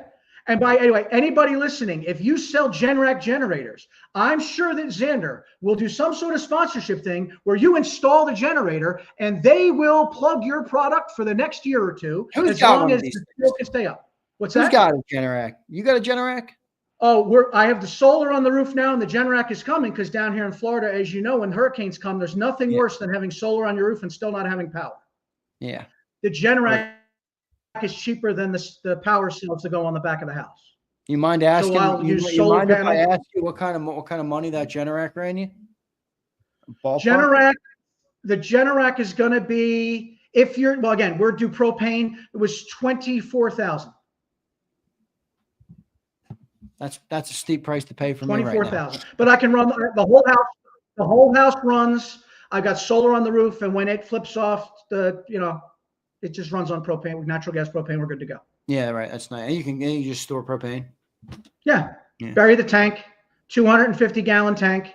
Use it when you need it, and then you backfill your outdoor kitchen. So the only thing you have to do is get in good with your propane and your natural gas guys. So down here in hurricane season, they've got to come make sure they top me off right before the season starts, so I don't have any issues. Right. Let me load up Auto Trader, sell my truck, sell the computer. I'm coming to you live from. See if I can get Cilio a freaking generator now for fucking living in California. That's a great sponsorship pair off. You sponsor them. You put their stuff all over the place, and they just set you up with the unit for cost. Yeah, no doubt about it. I might have to make that call, Bob. I might have to hire you as my agent of record. All right, to get on the horn and show me some love over there. Absolutely. All right, Bob. I think we're in great, Zander. I think we're in great shape. I think that this team wins 31-20. Okay. I think we score late. And again, the only other thing comes into play, and I know it's a bad thing, is that our special teams, our kicker needs to deliver. We can't give away extra points. Okay. We can't give away extra points because that's going to force him to go for 2. And when you force you to go for 2, you put Jalen in a situation where he's got to scramble, and that doesn't work. So everybody else has to play at the top that allows Jalen to nurse that knee. God willing, he comes out on Sunday. He's fine. He runs all over, and we're all laughing about it all the way to New Orleans. Let's see what happens, Bob. We appreciate it, man. Any other final thoughts before I let you run? No, man. Like I said, this has been a special season. I don't think we're done. Okay. I really think we have unfinished business against Kansas City. Okay. I really do.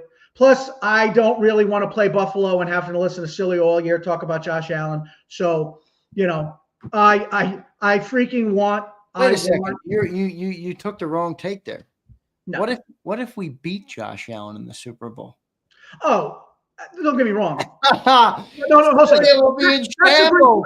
That's a great point. But again, you're going to put Josh Allen on the field with Jalen, or you want to put Mahomes on the field. If Jalen goes out and beats Mahomes, and Josh Allen didn't, then Cilio's got ugats to say. Okay, yeah, that's true. Ugats. He's got nothing. That's true. They're both. It's a win-win. Both of those would be a win if you beat them both. Absolutely. And of those two quarterbacks, which one is playing better right now?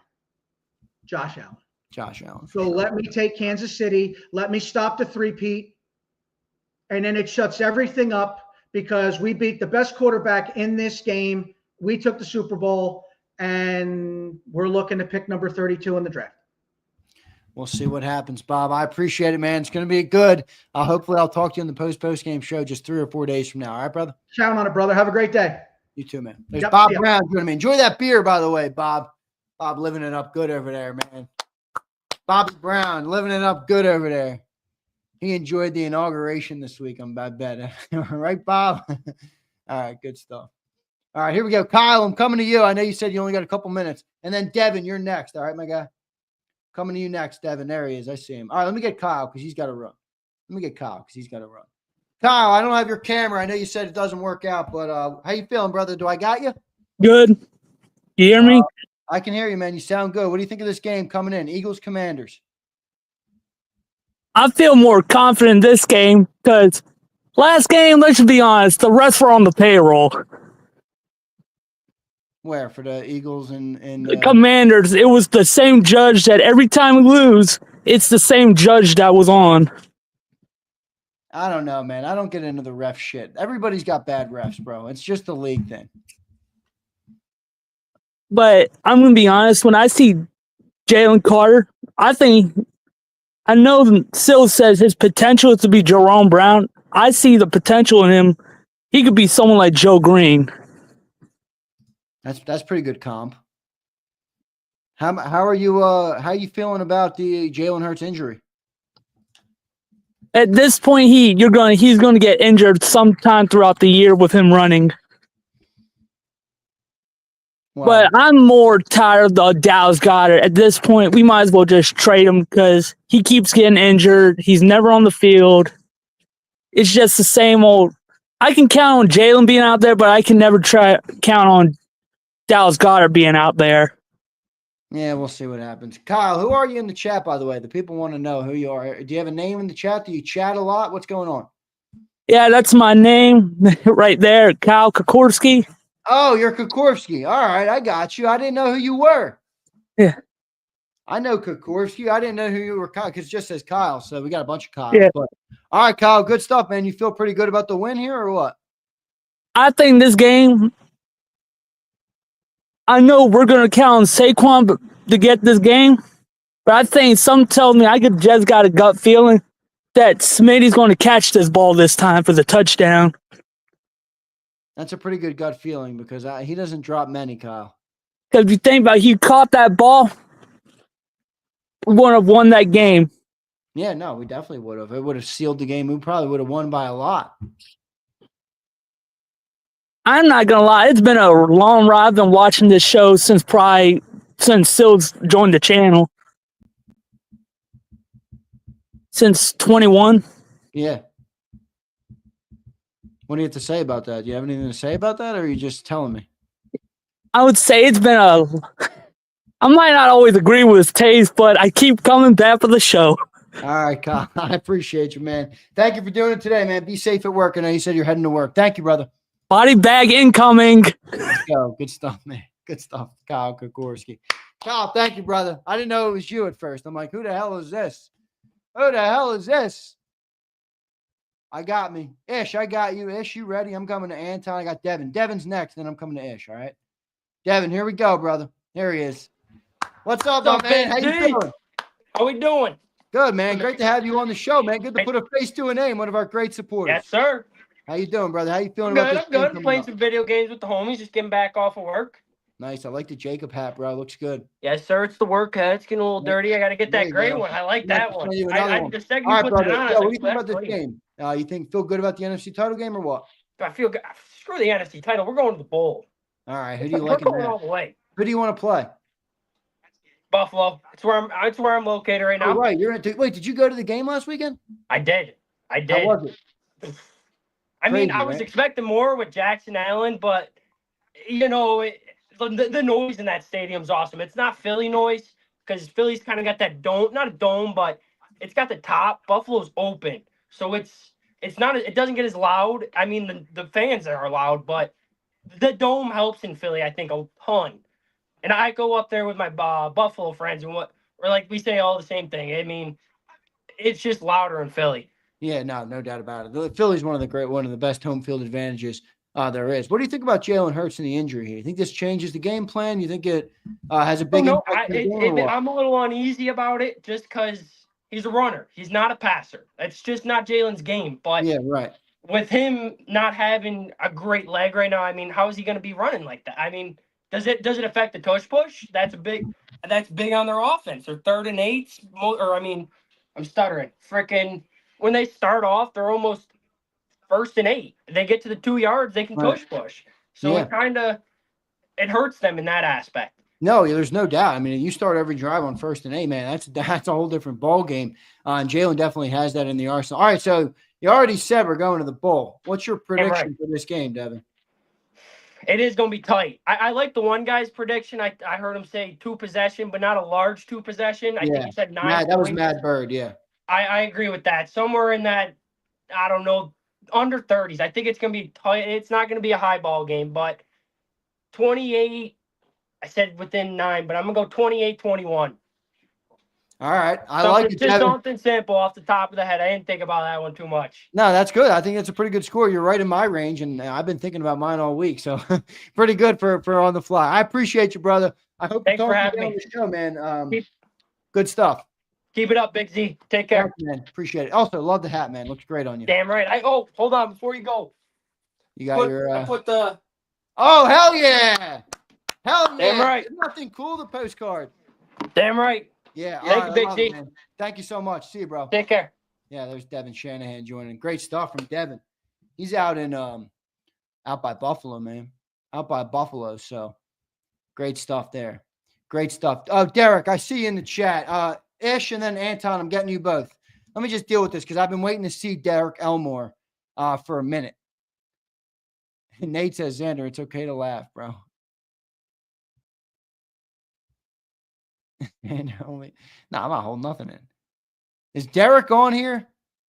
Derek Elmore. I know you said you were a UPS driver? Let me show Derek his badass jersey that he won.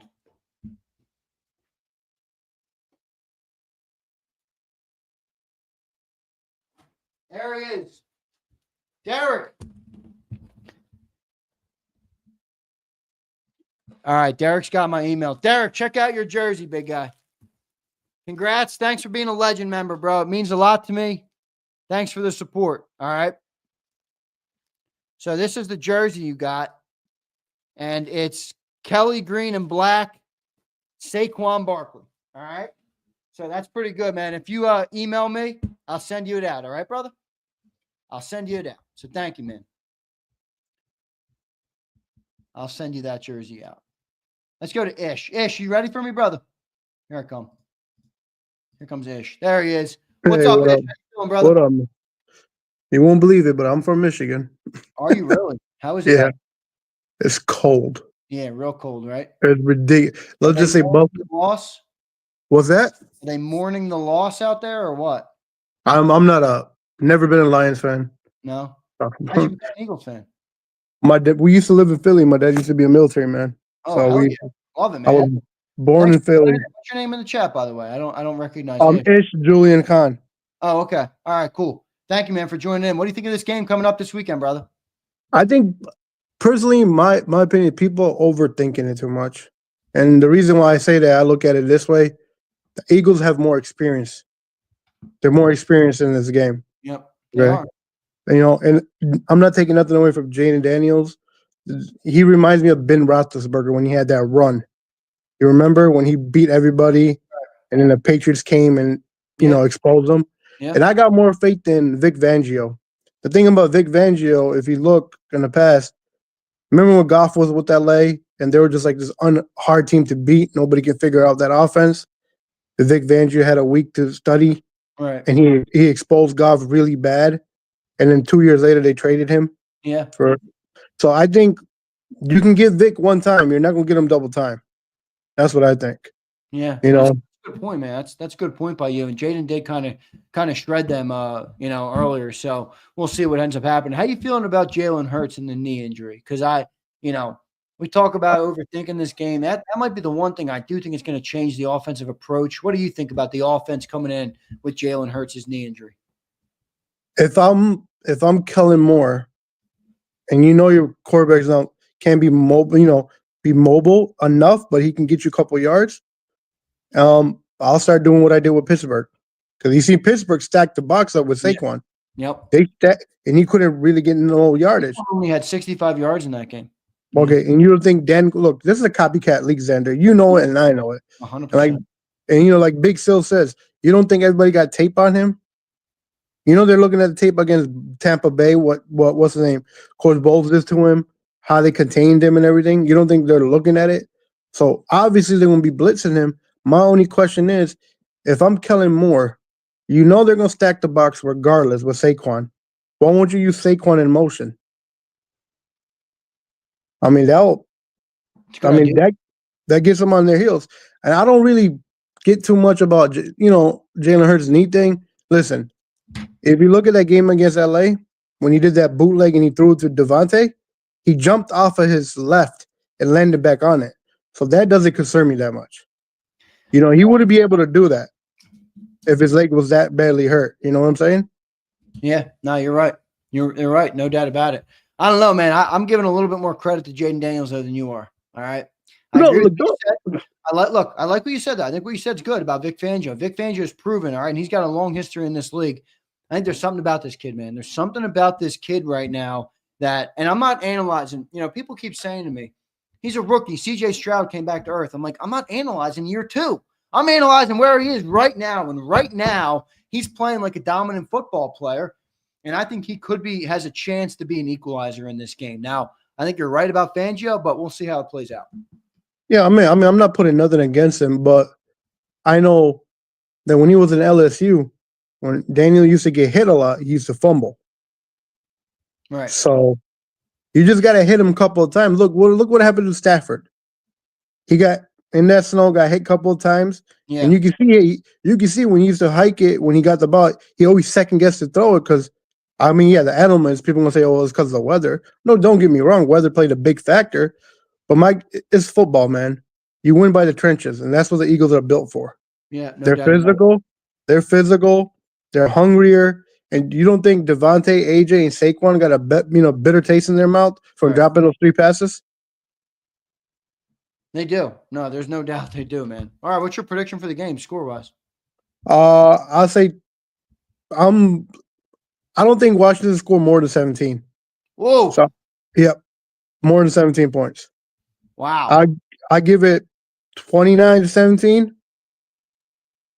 So big double-digit win there. All right, I like it, Ish. I appreciate you joining in, man. It's great talking with you. Hope to see you in the chat a little more. I might not. Yeah. What did you say your name was? Ish what? Julian Kahn. Okay, I'll look for you in the chat. Joe, go and drop a comment when you get off so I can identify. I will, man. You be safe. All right, man. Thank you so much. There's Ish joining the show. Great job by Ish. Great job by everybody today, bud. Appreciate it. And for those just checking in, Cilio's power's out. I want to thank Mad Bird, by the way, who upgraded to a YouTube Legend member. Mad Bird, thank you, bro. Thank you, bro. I appreciate that very much, man. The Legend members are growing, and that is huge. So big thanks to all of you guys for doing that. Anton, coming to you in just a second. All right. Coming to you in just a second, Anton. And I'm looking for one thing. All right, Derek Elmore, I got your email. All right, so great to hear from Derek Elmore. I'm very happy about his win. He's a Legend member, so congrats, Derek Elmore. I just responded to your email. Thank you so much. Let's go to Anton. Here he is. What's up, brother? How you feeling? I think talking to you twice in a week might be a little bit too much, but here we are, Anton. Here we are, man. It's the NFC Championship game, man. You know? No, you're right. You're right. I'm excited to talk to my optimistic Aussie. Do you got some optimism for me today? How you feeling? Look, I do. I think overall, I do have optimism. Look, I've got a bit of tribalism going on just because I just see how much, like, look on the internet and see how much people like just can't stand us and like, oh no, anybody but Philly. Philly can't make the Super Bowl. Like, oh, Jaden Daniels, he has to make the Super Bowl, and then people are just making up every excuse to try to justify the fact that we're going to lose. But I just don't think that way. I just think that I've seen this story so many times where our opponent comes in here juiced up and they think they're confident and they underestimate us, and then we come in there and it's going to be a buzzsaw, I think, this weekend. We'll see. I mean, look, there is some of that's hope. I'm not disagreeing with you. No. Yeah, you're right. Some of that's 1000%. hope. Well, how do you evaluate, Jaden Daniels? I mean, look, the kid's playing lights out. What do you think of him coming into this game? I really do. Look, I know Eagles fans don't like to hear it all the time, and I get it. They're a division rival. I think this kid can fucking play. I really, it's just what I think from watching him. I've been watching Commanders tape this week just to kind of get ready for the game. The kid can flat out play. At least that's what I think. What do you think of what you've seen from Jaden Daniels? Well, look, us fans, we can think what we want, but you have to evaluate football at the end of the day. And this kid is incredible. Right. I've been a massive fan of his every single week, although he's playing for a rival team. I'm just very confident. I mean, not confident, very impressed with his poise, with like the big moments. Like you think about throughout the year, he had the big Hail Mary under pressure, the one that he scored against us at the end. There are a few other ones. Even in that Cowboys game, he delivered like a strike to McLaurin. If it wasn't for the fact that the kicker missed the extra point, they would have brought that game to overtime. Like, he's been clutch, man. And you saw the way he played last week in Detroit. The kid is fearless. He just doesn't really care. So look, he's a scary proposition to go up against, but I do think that this might be just one step too far. I do. I think it's going to be hard for them. Like, one thing that's underestimated is going on the road 3 times in the playoffs. That's a lot of traveling, a lot of having to deal with being on being the road team. It's many hours, and it's hard, man. Like I gotta say, one thing I noticed, and I did rewatch their game against Detroit, is that I think playing in Ford Field is a lot different than playing in Philly. Playing inside with the conditions, it's night and day, Anton. It's night and day. Yeah, exactly. Where the conditions perfect allowed for the shootouts to happen. That's why Detroit are in so many of those things at home.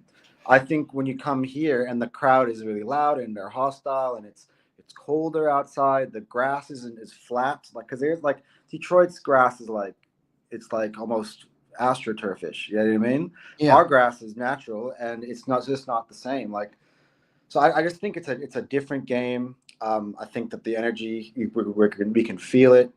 No, I'm confident. And one thing I got to say, though, I do think as long as Jalen is healthy, I recall even in the game that we lost, A.J. Brown, when Kenny Pickett was in the game, was absolutely torching them. They couldn't stop A.J. Brown. 100% he was. He had over 100 yards in that game. Or I think was it at the game he had like 98 maybe? No, he had over 100, like 130 something.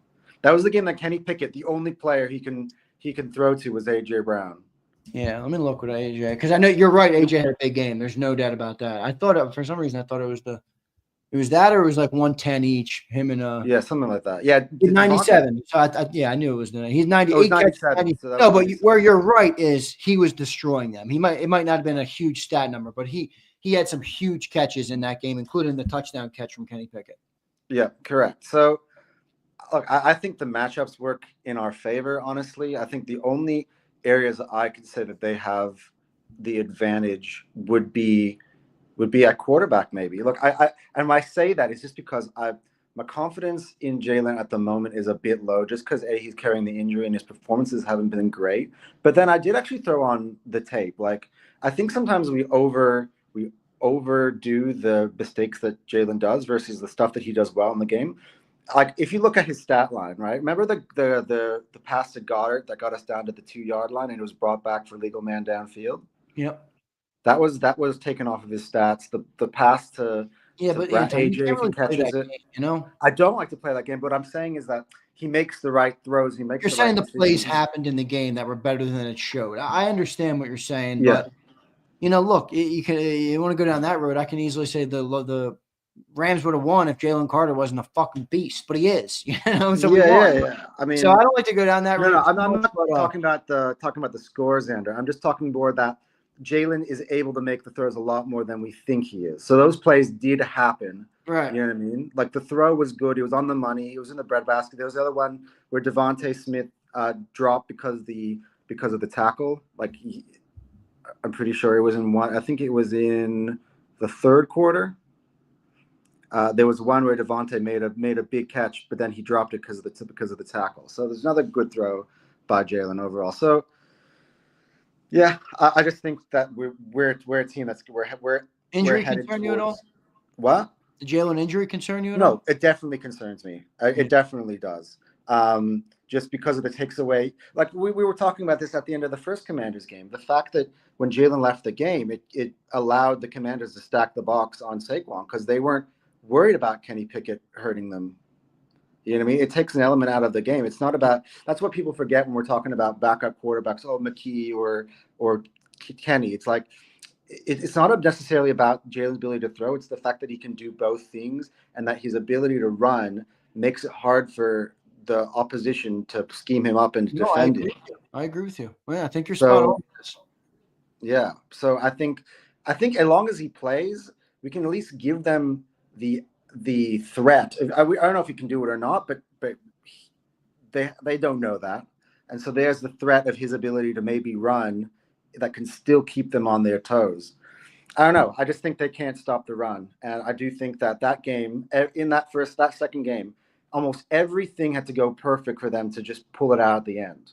Right. Philly 500 put this really well in his post game. He said, like, if you remember the Avengers, the last Avengers Endgame, right? And I'm a movie guy, so I haven't seen it, but you tell me what you saw. The time guy, what's the name of the wizard guy, whatever? He goes, oh, I've run through 1,000 simulations of this, and 999 ends up with the world ending, and there's only the one situation where we save the world. And that's kind of what happened in that movie, and that's what happened, I felt like, in that Commanders game. Everything had to go absolutely perfect for them to pull it out, because we were running away with it at the start of the ball game. So, look, I also remember all of the shit they were talking their social media, EAG, big capital LES, Eagles. And I said, when we play them next, we're going to beat them. We're not going to forget the shit they talked about after beating our backup quarterback. I just think I'm happy for them to come in there overconfidently, falsely confident. But at the same time, they are a threat. I think this game is going to be close. But at the end of the day, I think the NFL needs us in the Super Bowl. I mean, come on. Chiefs, Commanders, Bills, Commanders. That sounds like a boring ass Super Bowl. Well, listen, you're right about that, but there is, the element of how long they've been out of it and the rookie quarterback. I mean, come on, that's a good story. But the game is gonna the storyline, whatever. But when the game comes on, they're gonna be outmatched by Buffalo or Kansas City. Let's be honest. Well, let's be honest. Here's the other thing too about what you just said. You talk about NFL, who they want. The NFL don't like the way the Eagles play football. They don't. And legislation proves that, because everything they've done in the last 20 years has dictated the move toward passing the football. Here come the Philadelphia Eagles with 2,900 passing yards, the greatest running back we've seen in the modern era. They're 2,500 running yards, and they're going to a Super Bowl. You know what I'm saying by that? Like the NFL they like the pretty games, man. They like the passing offenses. I don't know. I think the NFL won't like it when it's 28-0 Chiefs at halftime and everybody turns it off before Kendrick Lamar comes on, and then the ratings go down the toilet. Okay, like that's very nice to say in theory, but I just think the game doesn't play out that well with them in there. I just don't think so. All right, brother. I appreciate you joining in today. What's your score prediction, man? Before I let you run. You know what? I think this is going to be close. I actually have a 26-23 Birds. Wow, Anton, I'm going to tell you what. That was my score prediction. I didn't give it yet, but that's the score I've been thinking in my head all week. 26-23. Good job by you. Nice prediction. Yeah, but I think it's going to be interesting. I think Jake Elliott at the end, after all of the struggles, is going to send the Birds to the Super Bowl at the end, last kick of the game. I like that pick because I think Jake is still clutch. I do. And if he does that in the Super Bowl, his confidence will be through the roof, and we get Jake Elliott back, I think, mentally, because I think it's an all mental thing with him, not physical. Yeah. So, all right, brother, I appreciate you joining in on today, man. Let's see what happens on Sunday, and I'll talk to you on the post game show. Yeah, man. All right. See you. Wait, one more question. Are you in the office? Actually, I have another thing to say, by the way. All right, wait. Are you in the office or are you at home? I'm in the office. I'm in the meeting room. Okay, I was about to ask, who the hell's the fathead on your wall? Oh, it's messy, actually.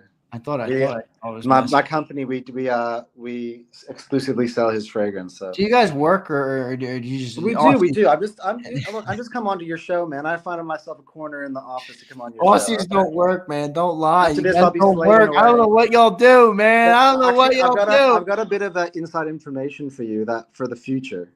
So before I get off, I was going to tell you and I forgot. So my friend, his brother is like Australian punter. Yeah, remember Sav Rocker, right? Former punter for the Eagles. Yeah. So he has he trains kids in Australia to go and get scholarships in America to play punter. He actually played a big role in Aaron Sipos ending up with the Eagles. So my friend, who actually I work with, his brother is 19 years old, and Sav Rocker says that this kid is like amazing. Like he wants to try to get him scholarships in college. And I think that because of Sav Rocker's connections to Howie, I think we might be looking at the future punter for the Birds.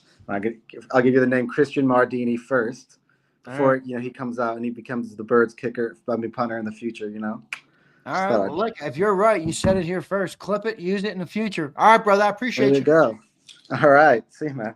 See you, man. There's good stuff from Anton. I appreciate him joining the show. Great stuff from Anton. Hot Sport. Hot Sport. They're saying you're selling Sephora. He's a Sephora worker. Oh, no.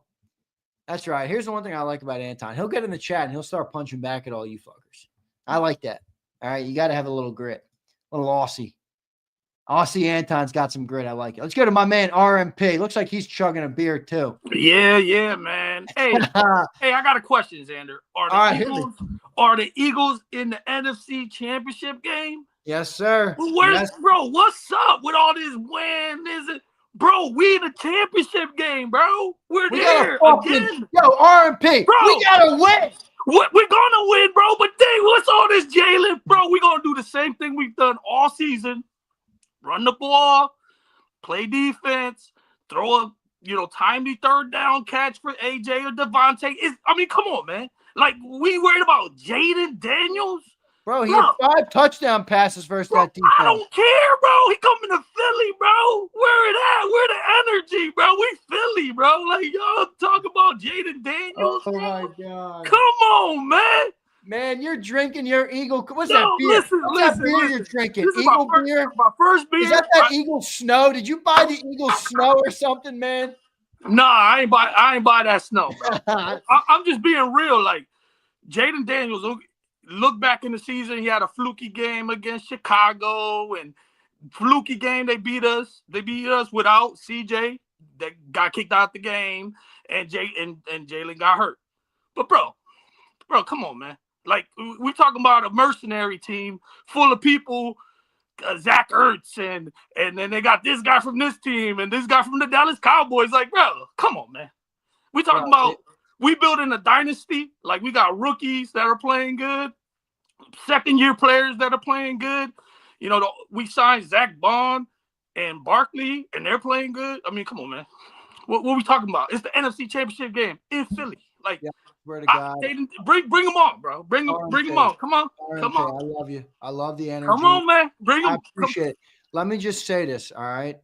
If Zach Ertz catches a touchdown to send the Commanders to the Super Bowl, I am not a guy that believes in superstition. I am blaming you, okay? Me? It is RMP's fault if Zach Ertz catches the touchdown. Listen, I got a Zach Ertz jersey upstairs that I had to, because he was like my favorite Eagle from that little run. Yeah, he's great. I like Zach. He's a little soft. Well, bro, our linebackers, bro, man. Oren Burks is even playing good. Like, it's like next man up. We've always had that mentality, even back in 2017.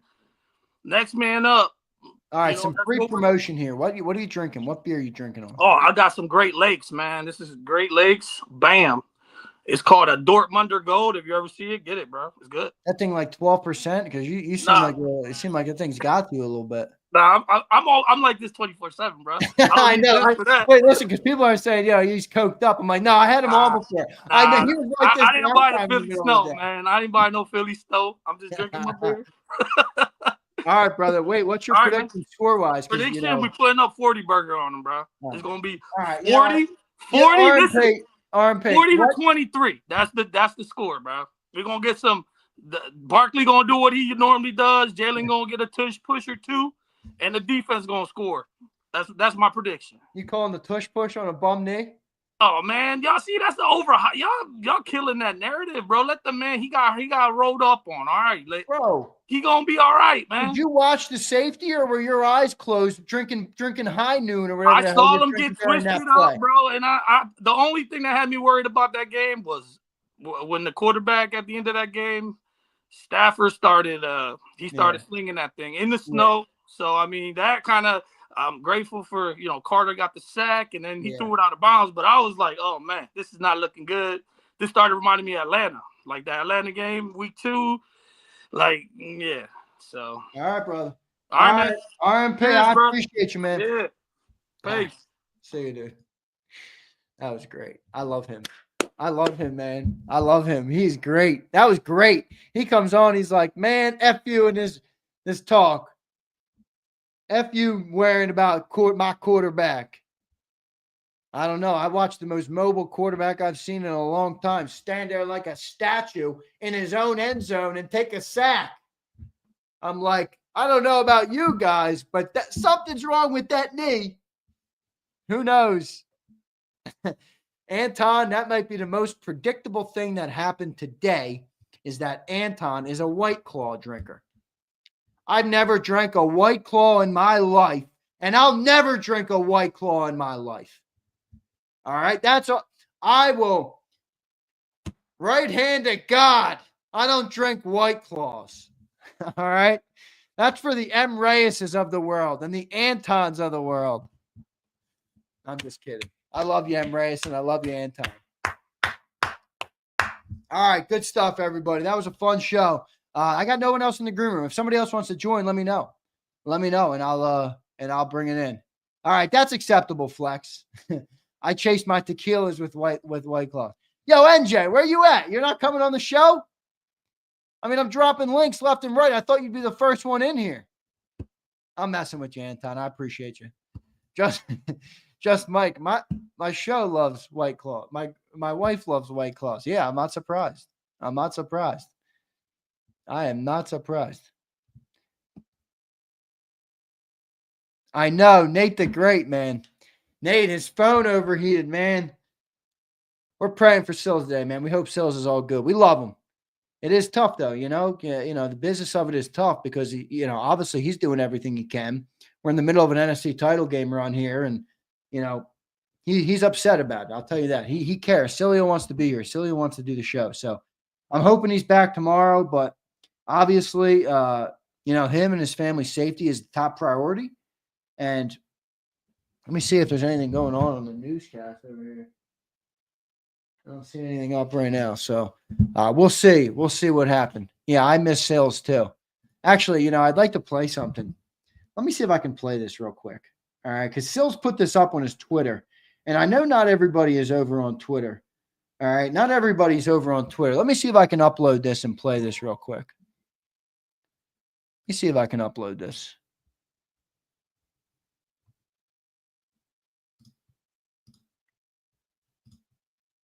Here we go.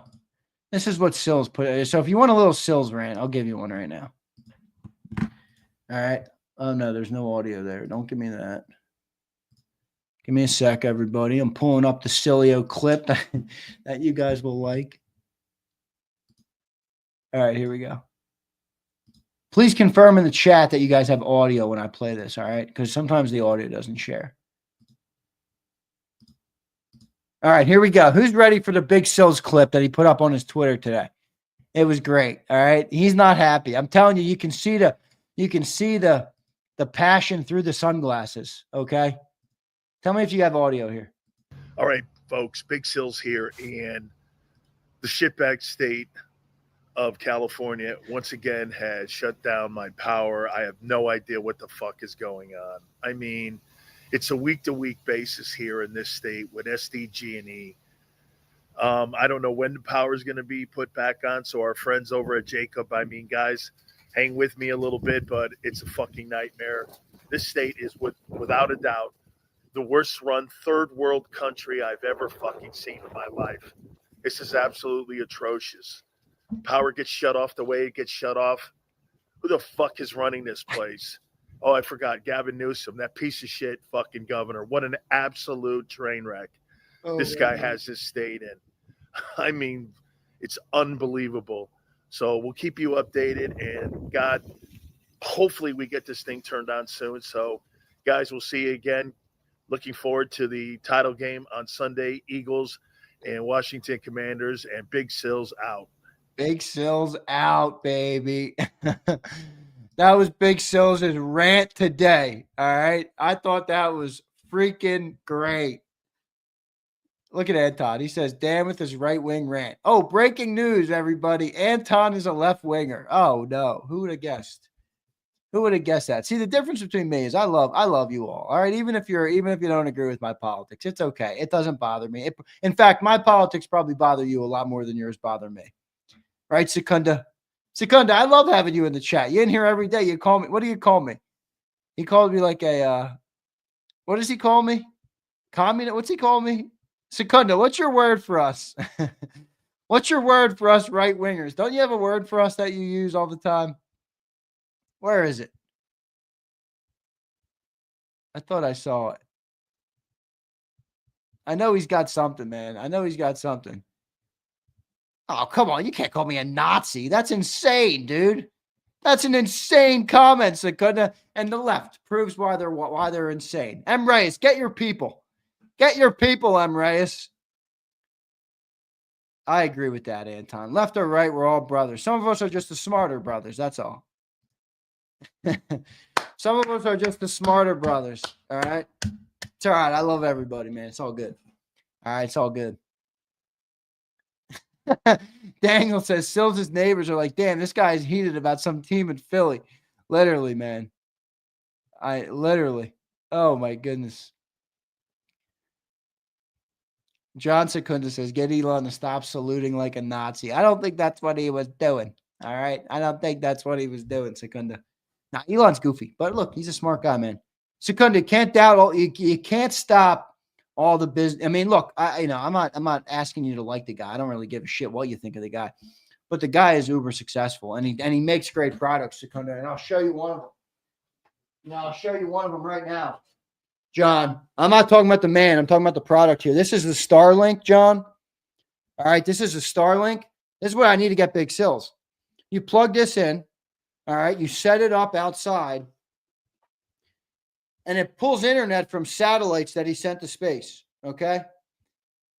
This is an impressive product right here, all right?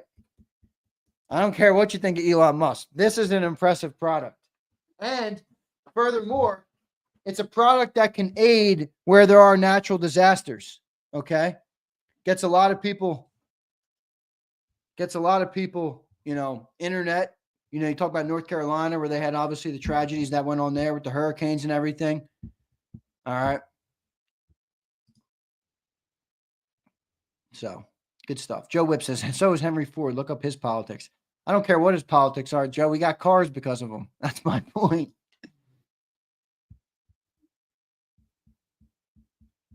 Oh, God. It's just an uphill battle. Secunda says, Elon created that on his own. Sounds like he used gov subsidies to make it. It should be free. I mean, come on, man. No one makes anything on their own. That's the world.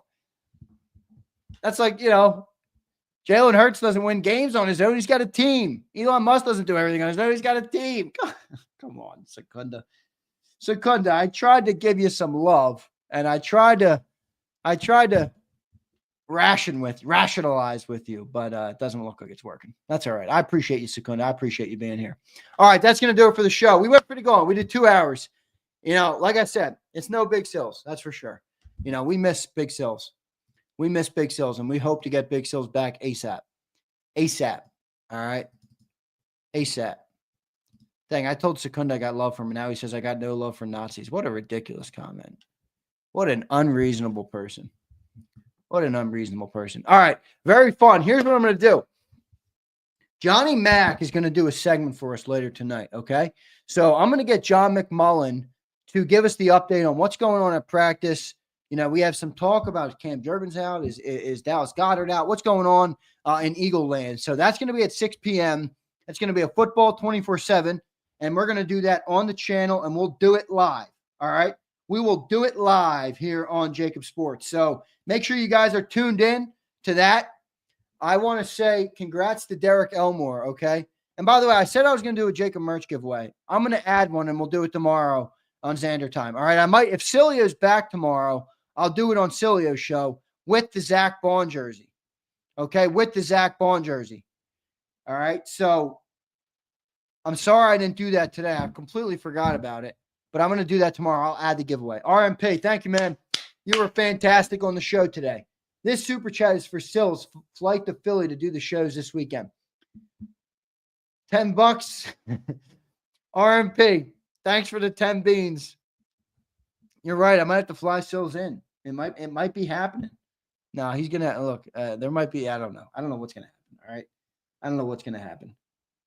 First thing I'll say is we hope that they're safe. Obviously, we obviously want everybody to be safe out there, but we'll see. We'll see. All right. Good stuff, everybody. Great show today. We missed Big Sills. Make sure you guys go over to his Twitter and tell him that. I told you guys to comment on there. Bob Brown, great job as always. Appreciate you guys. Sue says it's expensive to fly cross country. Yeah, Sue, $10 isn't cutting it. But RMP, I love you, man. But $10 might buy me one of those beers you were drinking. $10 might buy me one of those beers you were drinking. That's about it.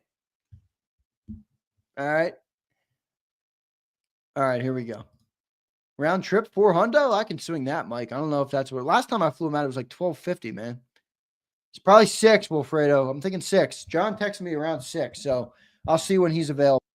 All right. Oh, I got Abe. Let me get Abe back up. Abe just joined me. Let's get to Abe. Abe, you ready? There he is. How you feeling, brother? What up, man? How you doing? I'm good, man. How you feeling about this game, man? I just heard a lot of people, a lot of praise for this Eagles team. So I don't know. Maybe I'm drinking some Eagles juice right now. Where are you on this game? Man, like I said last week, it was gonna be like a shootout. And when I'm meaning shootout, I'm not meaning like by scoring, but I'm meaning more like it's gonna be a back-to-back-to-back thing. Like it's gonna be passing. It's gonna be a lot of running. It's going to be I would say a lot of turnovers too. Like wow, I can you think expect so? a lot of turnovers on both sides. Yeah, either on fourth downs because they go on fourth downs a lot. Right. The Commanders. And hold on, I had to take a quick breath. You're good, man. You're good, man. You working all day, aren't you? Yeah, man. I'm about to go to the grocery store real quick too. Well, it's just like on the Eagle side, it's like I don't know if it's going to be a turnover on our side that we're going to give up, but we're going to commit a lot of turnovers. And I'm just hoping that Jalen isn't the one that's going to, be the one that gets sacked so many times that it's going to get to the point that it's going to get aggravating. Right. That's what I'm saying. Like, them plays, like I was listening to Bob. He was saying, like, we need some slants. We need some screens. We need some mesh plays. We need some crosses. Like, the tight end has to come in handy. And Jalen has to pass him the fucking ball. I know, but Kellen's got to give him some. Kellen's got to scheme it up, though, man. I was watching the one dude who broke down the film, and he's like, "There's one crossing route to AJ Brown that's just great, but if that's not there, there's no other option within 20 yards. Like he's got to give Jalen some outs, man. Like I think Kellen's really got to do a better job at making some layered passing concepts that give Jalen. Hey, why is read 1 over here? Read 2 is 20 yards down the field, and then read 3 is all the way in the like. Give me one here, give me one here, and give me one here. You know what I mean? Like if he struggles with that, make it easier for him. I heard like it's the basics in quarterback is you see the first person inside then out. It's always inside then out, but it's always AJ's always outside. I know, or he's always out like doing some crawl route. Yeah, no slants, none of that. It's like Jalen always sees him, and then he goes to the second read, which is like all the way, like you said, on the opposite side of the field. If you don't see the first read, throw the check down. There should be a fucking check down every single play. Agreed. Either Barkley or Dallas. If not Dallas, Grant. Because goddamn Grant can't block for shit. Like Joe Whipp said, he can't block a damn cat. So it's just like you got to understand, like you got to have those check downs in play every single down because you can't expect You got to expect the unexpected every single play. You can't expect your O-line to always be great. We saw fucking Becton get put on his ass. Mariota got put on his ass that first game against the Rams. We can't have shit like that happening. And on the defense, we have to get to Jaden. Jaden's always going to be out. He's going to try his best way to keep himself in the pocket. But once you give him that lane, he's going to run through it. And I say either, scheme up plays where you have opening holes so we can get a linebacker to be there as a spy or somebody being a spy just to hit him. Make him think that he can run and then hit him. You got to confuse the kid. The kid's in his first NFC Championship match. You have to put him on his heels. You can't allow him to always try to push forward. And goddamn, CJ better come in handy, man. CJ better come in handy because I'm getting tired of him getting in the red zone and letting all these damn touchdowns come in. He's the main one giving it up. I think you're muted.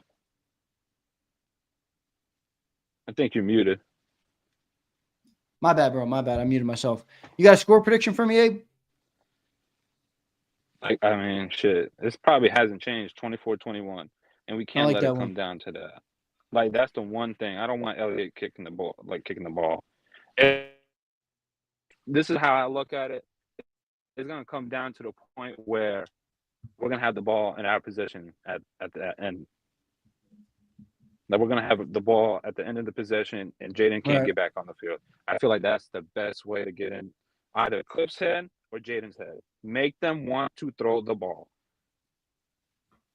I agree. We'll see how it happens. All right, Abe, I appreciate you, brother. Drive safe, man. Get home safe with the grocery run and everything you're doing. I appreciate you as always, my man. Thank you. Abe froze up on me. All right, Abe froze up on me. Good stuff by Abe. Abe, if you can still hear me, I don't know if you can still hear me. I know you got frozen up there. Appreciate you, brother. I appreciate you.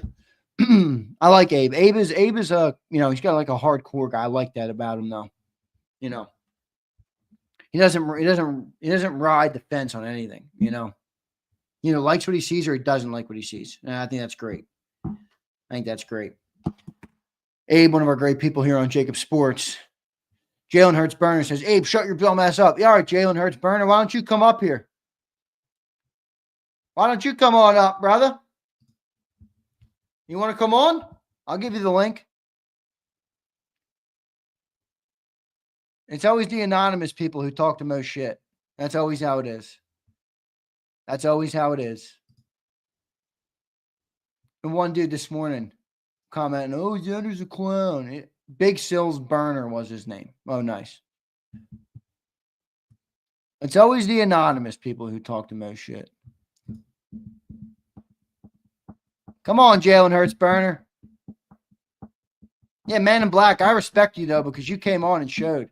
I called you out for Man in Black, though. Don't you remember the first time you dropped a comment and I shit on you? And I told, why did I shit on you? I said, you'll say all that behind a fake name and a fake picture. To your credit, you came on and disputed that. All right, so I have more respect for you now, Man in Black. All right, everybody, I love you all. I'm sure that Jalen Hurts' burner is not going anywhere near the show. All right, I appreciate all you guys. Thanks for everybody for the super chats. Look at Josh B. Josh, thank you, man. Did you see the salary cap numbers going up to $275 million? Let's get that Bond contract. Would that be a $20 million increase? That sounds about right. Josh B., honestly, I thought it might go up a little more. What's it at now? 255? Am I right with that? Is that what we're at now? 255? 255, I believe.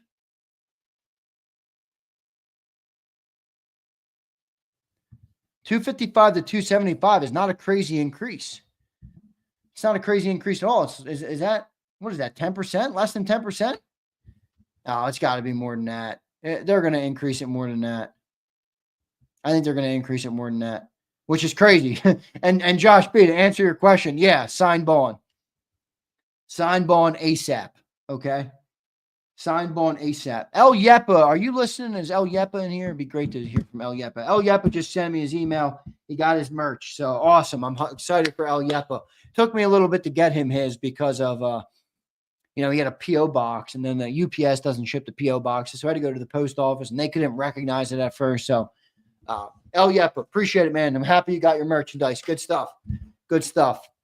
All right, everybody, that's going to do it for the show today. Make sure you guys are tuned in, all right? I hope to see all of you guys there at 6 p.m. I know not everybody can be there, but I hope to see all of you guys there at 6 p.m. around Football 24/7, Johnny Mack and myself, the injury update, the Thursday practice report, and everything else as we get closer and closer and closer to this NFC title game. So big thanks to all you guys for being here. Good stuff. Abe, love you, brother. You're the best, Abe. I appreciate you, man. Big C, good to see you. Cody K, watching on the Zander Krause Show channel. Thank you, man. Make sure you guys subscribe to that channel as well, by the way. The link is pinned at the top. All right. And I'll share it out again. So if you enjoy Big Z or you like listening to Zander talk about football, definitely go subscribe over there. One of my off-season goals is to really build that platform up. Obviously, I'm in the trenches right now with this NFC title game run, so I haven't put as much effort into that yet, but I will be doing that in the off-season. So one of my goals of the off-season. So big thanks to everybody again. Anton, great job on the show. Abe, great job. Bob Brown, Joe Whip, great job. All of you guys, excellent as always. And all the other RMP, you were great. Devin Shanahan, you were great. Who else did I talk to? Kyle Kokorski, you were great. I appreciate all you guys. See you next time, everybody.